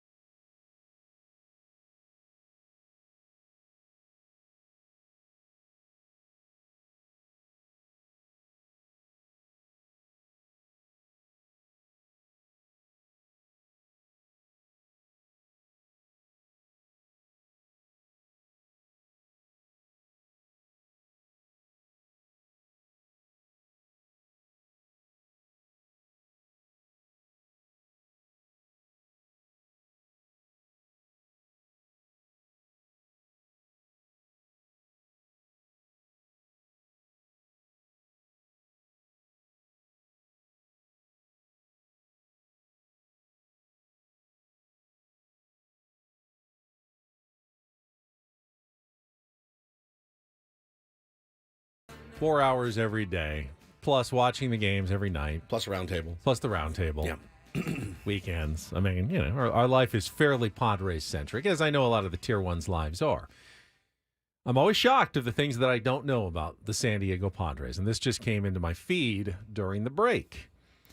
And I certainly was not surprised by the number one player on the list, but it's a list of Major League Baseball players ranked by their OPS in high-leverage situations. Saw this. There's 3 Padres who have an over 900 OPS in high-leverage situations. Paulie, do you have any idea who's number one? Say it one more time. The best Padres, or best players in the league in high-leverage situations. So, you know, runners on, close and late. Who's doing well? It's pretty obvious. Jurickson's number one in the league. By a mile. Good God. His 1,627 OPS is like 500 more than Cal Raleigh, who's number 2. Ian Happ is number 3. Number 4 is also a San Diego Padre. Jackson Merrill. Yeah, he's been in the news lately with a couple of high-leverage home runs, big situations. This is Jackson Merrill. Hi, Jack. 1,089. You could have given me 10 guesses as to who's the third Padre on this list, and I would not have gotten it. Kyle Higashioka. That would make sense. Bryce Johnson. Not him. Manny Machado. No, not Manny. Xander Bogart. Not Xander. Luis Arraez. Not Luis Arraez. Oh. Ha-Seong Kim? Yeah, it's Ha-Seong Kim. He's got a 946 OPS in high-leverage situations this season. Interesting. That's Surprise, everybody who seen more Ha-Seong Kim slander We need on social media among Padres fans this year than ever before. Okay. Let's have an honest conversation about it. There's a faction of Twitter in general, and this is not Padres exclusive. It's the Mariners, it's the Marlins, it's the Braves. It doesn't matter. It doesn't matter who it is. There's a faction of people that will horn in on someone and just roast them. Then that person starts doing well, and then people like me go, "Oh, how you feeling now?" Right? And it's this big circle. Yeah. Okay? So then they move their sights to another player that may be scuffling. Jake Cronenworth has been one recently, and Ha-Seong Kim has been one for a while. Once you get past the trade deadline, it's a bit of a futile exercise because you have what you have, right? It's like what we tell our kids. You get what you get and you don't throw a fit. I use it 50 times a day, especially when I'm feeding them. You get what you get and you don't throw a fit. This is the team we have. They made some improvements. Could they have done more? Maybe. That's for another day. This is the team we've got. They're playing really well. I don't really horn in on guys anymore. There's been a few over the 6 years we've been doing this together, Benny, that I've gone, you got to get that guy out of here. He's not doing the job. He's never going to do the job. Some of them I've been right on. Some of them I've been wrong on. But Ha-Seong Kim and now Crony has kind of slid into that role of why is he hitting in the 3-hole? Why is he? Well, he had at one point last night, I was talking to our buddy Andy on Twitter, and he goes, you got to get Crony out of 3. I go, he just got a hit. Just now. Now, he got picked off. He did get picked off. But I said, he's got 20% of the Padres hits right now. It goes back to the enjoy the ride. Try to enjoy the ride as much as you can. I know the one thing I don't see from this team, and if I'm wrong, tell me I'm wrong. Does anybody look at a player and see a lack of effort from one? Can you name one player right now on the San Diego Padres that isn't giving it their all? I can't either. Can I have said that before? No. This is the team that I've seen bust their ass. Sometimes a little too much. Sometimes trying to do too much. But all these guys are giving max effort every single day, and they're winning way more than they're losing. What else can we ask for? What else could we possibly ask for as fans of a team? More blowout wins? Sign me up. I'll pay for that right now. But they are giving you everything they got every single day, and that's pretty refreshing to see. By the way, players behind Ha-Seong Kim in the high-leverage situation list this year, Freddie Freeman, Aaron Judge, Shohei Ohtani, all behind Ha-Seong Kim. You know who's been one of the absolute worst players in the clutch in baseball this year? Who? 495 OPS. Shohei. Bryce Harper. Oh, Harper. Bryce. Oh, I was told. Harper has been one of the least clutch players in baseball this year. I mean, listen. You don't hear a lot about that, do you? When October you say that, and it's like you're still not pitching to him in a big moment. Right. In the playoffs. Don't tell me, oh, well, the metrics say. That's Yeah, where yeah. I get a little bit even when feel versus advanced numbers. So remember early in the season when Manny was dying. I mean, he was slumping hard. The elbow was killing him. They were still intentionally walking him. They still were. They were still making moves. They were pulling their lefty starter out, maybe in the 5th inning to get this 97-mile-an-hour throwing right-hander to get in to take Manny on. And he saw so many pitching changes early in the year that I went, they're still walking him. Who was it? I think it was Dave Roberts put him on once. There was a couple of instances where you're putting him on, man. He's not hitting anything right now. But it's like Bryce Harper. You're not. Why would you let them beat you if you didn't have to? As bad as he's slumping or not clutch or whatever you want to say. No, man. I just those numbers are nuts to me. And I'm really what it boils down to is I'm just so happy for Jurickson Profar. What a monster season for him. And Jackson Merrill. Those guys getting the job done. I heard Chris Ello say this yesterday. I mean, the contributions you've gotten from those guys are absolutely fantastic and way more than you expected. And it is so refreshing. And the Juan Soto trade, in retrospect, remember, Juan Soto was going to be a free agent at the end of this year. Yeah. He's had a great year. Had 3 more homers yesterday. But to have Jurickson Profar, Michael King, and Kyle Higashioka, and not to even mention Johnny Brito, Randy Vasquez, who've given the Padres some important innings, and Drew Thorpe, who helped you get Dylan Cease. Yeah. I don't know you can ever say you won the Juan Soto trade. You gave up Juan Soto. He's been incredible. But for what the Padres needed this year, it worked. It's been much better for the Padres to have all of those other pieces than just having Juan Soto, because they wouldn't have had a place for Jurickson Profar, and they wouldn't have had the pitching that they needed. They wouldn't have had Kyle Higashioka's incredible power surge here this summer. All these things that they've gotten from that Juan Soto trade are more valuable to the Padres this year than Juan Soto and his 30-plus home runs would have been. I think that's pretty clear. Yeah, no doubt. So no doubt. Win, lose, whatever, it worked out. It's worked out well for the San Diego Padres. So the funny thing is, and then after this year, whatever you keep, you wouldn't have had Juan Soto after this year. They're talking. So it was 45 plate appearances. Manny has 43. Batting average is only 200, but his slug is his OPS, 200, 697, 83 weighted runs created, so below 100 average. So it had not been great in the clutch. Arráez has been pretty good. Jake has been pretty good, 109 WRC plus. Nando in the limited time, 222 WRC plus. Solano 150. I mean, these are pretty good numbers, man, for a lot of these guys. I think Solano and Fernando and Peralta haven't had enough at bats. Yeah, they haven't for this list. Manny's 2 short. Arráez is 3 short. Jake's 5 short. So yeah, I mean, those guys have carried this team. It's been pretty cool to see. All right, we've got some tickets to give away. We have tickets for Def Leppard and Journey at Petco Park on August 30th. Be the 4th caller right now, 833-288-0973 to win your pair or get your own tickets at Ticketmaster.com. It's Def Leppard and Journey at Petco Park on August 30th, 833-288-0973. We'll come back.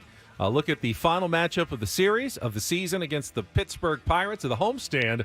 All wrapping up this afternoon, coming up next year on 97.3 The Fan.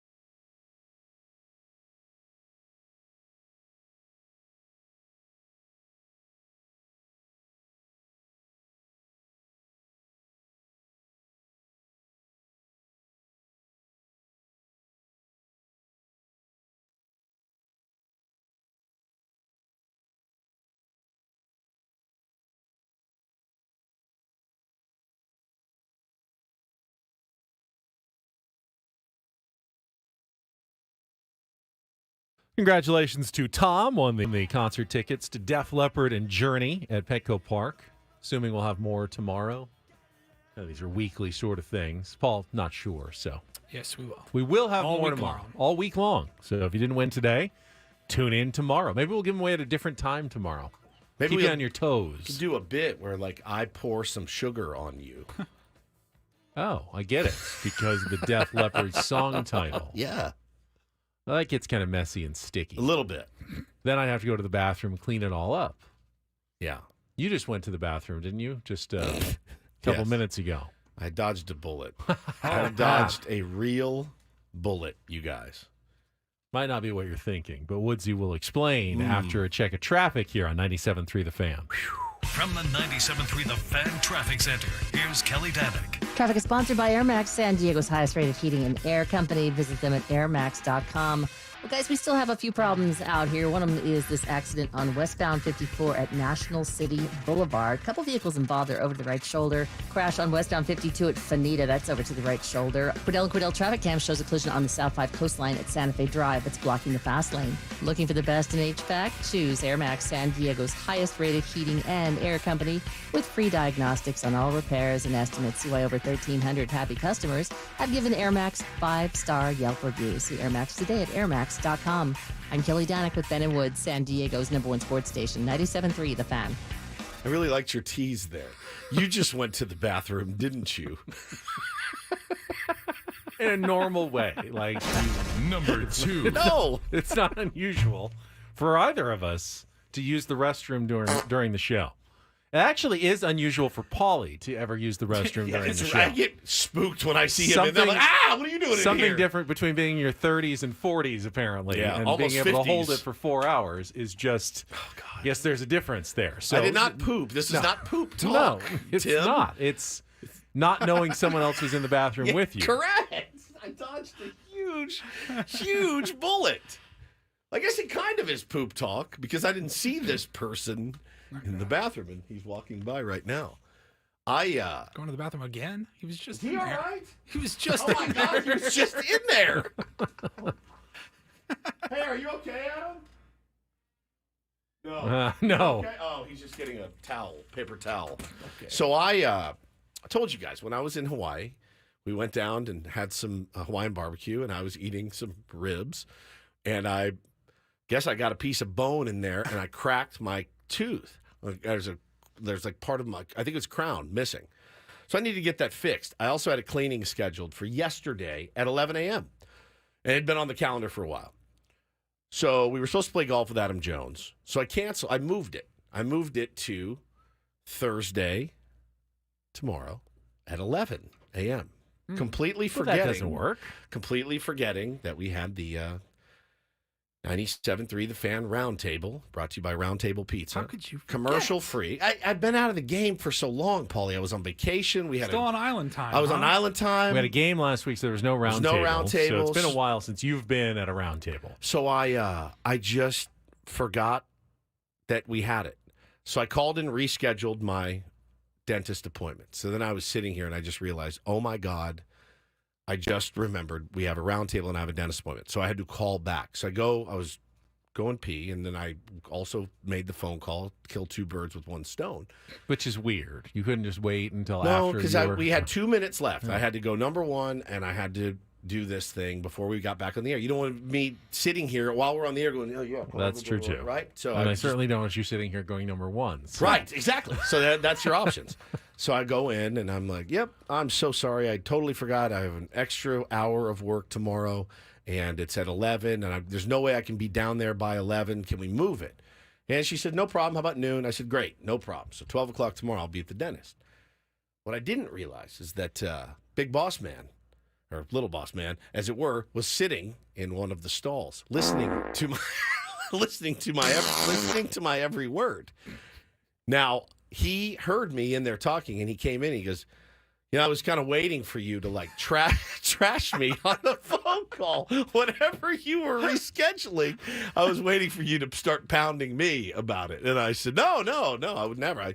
As I've said many, many times, I look forward to the round table. I'm excited about it. I haven't been on it in a while. And we played golf with a guy yesterday, Matt Janelle, who said, I love the round table. And he told me, he said, Woodsy, I think you do a great job on the round table. And I said, well, that makes me happy, getting a little positive feedback. I said, yeah, and plus Tony Gwynn Jr. will be in. Always love when he's in because he hates you. So that's always fun to watch that dynamic. So I really did. Could you imagine me in there going, my idiot, stupid boss scheduled this thing. I don't want to do it. Just ripping him a new one as he's sitting in there. Snickering in there like, you're dead. You're a dead man. So I did dodge a bullet there. The round table is happening tomorrow, 11 a.m. No, 10 a.m. right here. 2:11. And you do an excellent job on the round table. Thank you. I have a good time does doing everyone. Yeah, everybody does. It's a lot of fun. It is a lot of fun. It's just a long morning. Just a long morning, but it's very, very fun. So we will be back with the round table tomorrow at 10 o'clock after 4 hours of Ben and Woods. Wrapping up, no game day tomorrow, but we do have a game this afternoon. 1:10 first pitch, 12:10 Eco Water SoCal pregame show with Sam Levin. You guys are heading down while I head to staycation. You guys are going to go down to the game.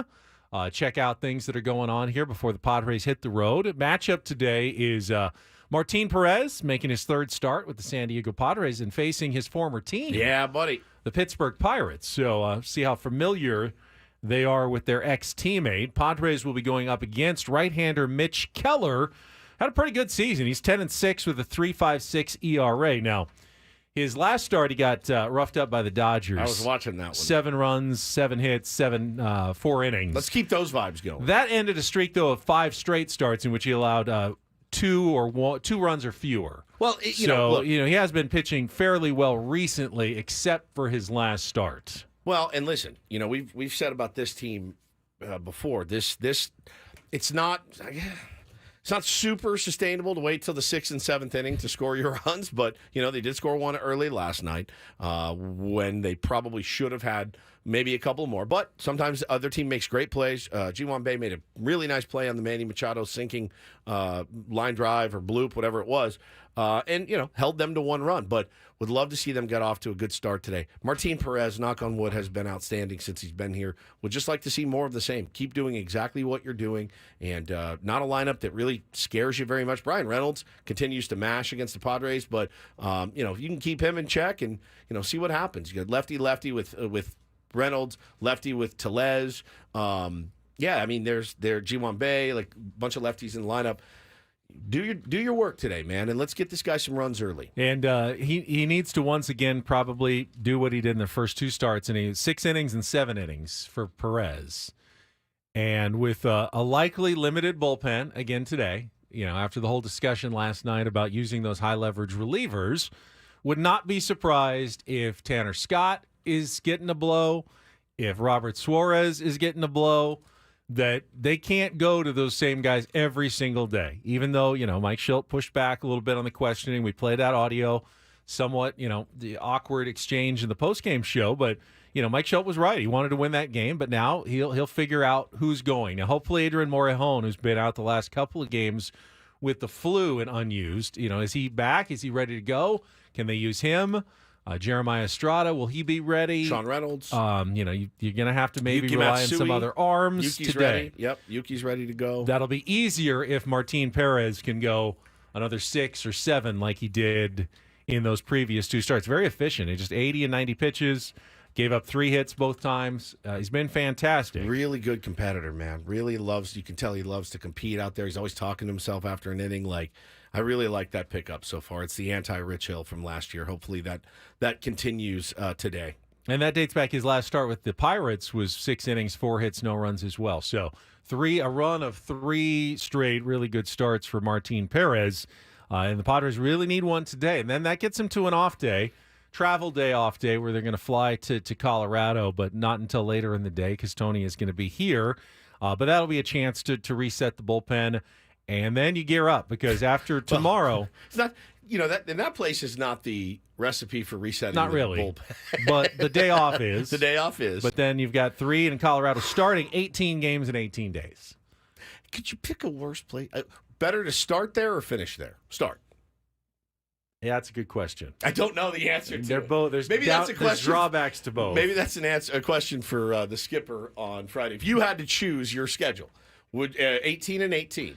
You can start in Colorado, or you can finish in Colorado. What are you choosing? Now, no official announcement, but if the Padres stay on rotation, they'll have Waldron, Cease, and Musgrove over the weekend. Okay. Waldron, who pitched really well in Colorado earlier this season. He did. Yeah, didn't he have like a rough first inning and then knuckled down? I mean, he's done that That's few pretty times, much describing It's Matt Waldron's starts. Yeah. But yeah, he had a really, really strong start in Colorado. The knuckleball didn't mind that thin air at all, actually, in that start. So hopefully, they won't have to go as deep, as some teams do in their bullpen when they go to Coors Field.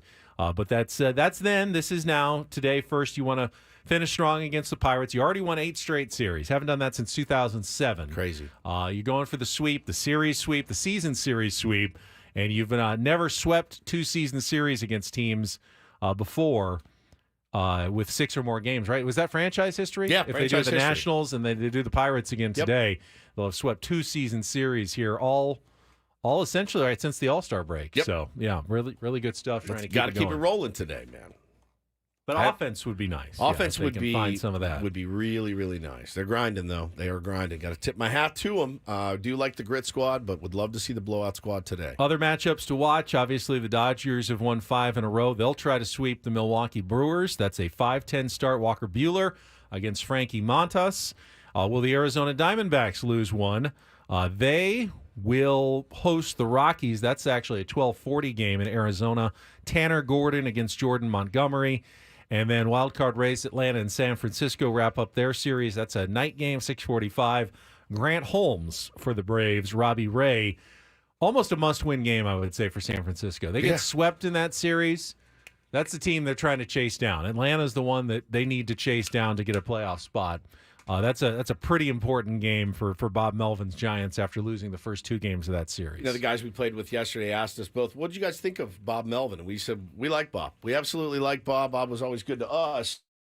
There is a pretty marked difference, though, in the way that this team plays for Shildt and the way that things went last year. I mean, don't forget, Bob Melvin got us to the NLCS. Like, you can't. I guess you have to ask yourself, would this roster still be playing well if Correct. Bob Melvin was the manager? It's a good point. It's a really good point. And the answer is, I have no idea. You don't know? But I do know that I will say this. As awkward as that exchange was last night, the Bob Melvin, mannerisms after a really close, tough game, not great. Right? Yeah, just kind of this is, we had him do this, and I was like, oh man, you can see the difference. But the Giants, again, we talked about it yesterday too. They're kind of a scary team. If they get on a roll, they are kind of a scary team to be sure because of the starting pitching that they have. Blake Snell has been locked in. Logan Webb's nasty. But yeah, so we'll see how it all shakes out. But we need to get that dub today. Kiss the Roach. Did you kiss it today? I have not. I'm about to do it it before the end of the show. Got it here. Here's your kiss. Woods did it earlier. I think I did it at the jump. I'll do it again. Give me one. Give me another taste of the Rally Roach. This guy is not letting us down. I mean, it's pretty much. I mean, early on this 18 of 21 streak is where the Roach made his first appearance. Yes, way early. So we're not going to stop a good thing. I believe it was Thursday, July 25th. Okay. All right. So not long after the All-Star break was over. It only played like 3 or 4 games. So yeah, 5 maybe games. like 2 games into this streak of 18 of 21 when we first found the Roach. Wherever that Roach is, I hope he's doing well. He's dead. No. All right. We killed him, actually. This Roach, though, has been very good. Shout out to his family. Big family out there. Shout out to his family. Annie and Elston are coming up next. Don't miss their Padres deep dive at 11 o'clock, as always. For Paulie, for Woods, I'm Ben. Have a great rest of your Wednesday. From all of us here at 97.3 The Fan. So long, everybody.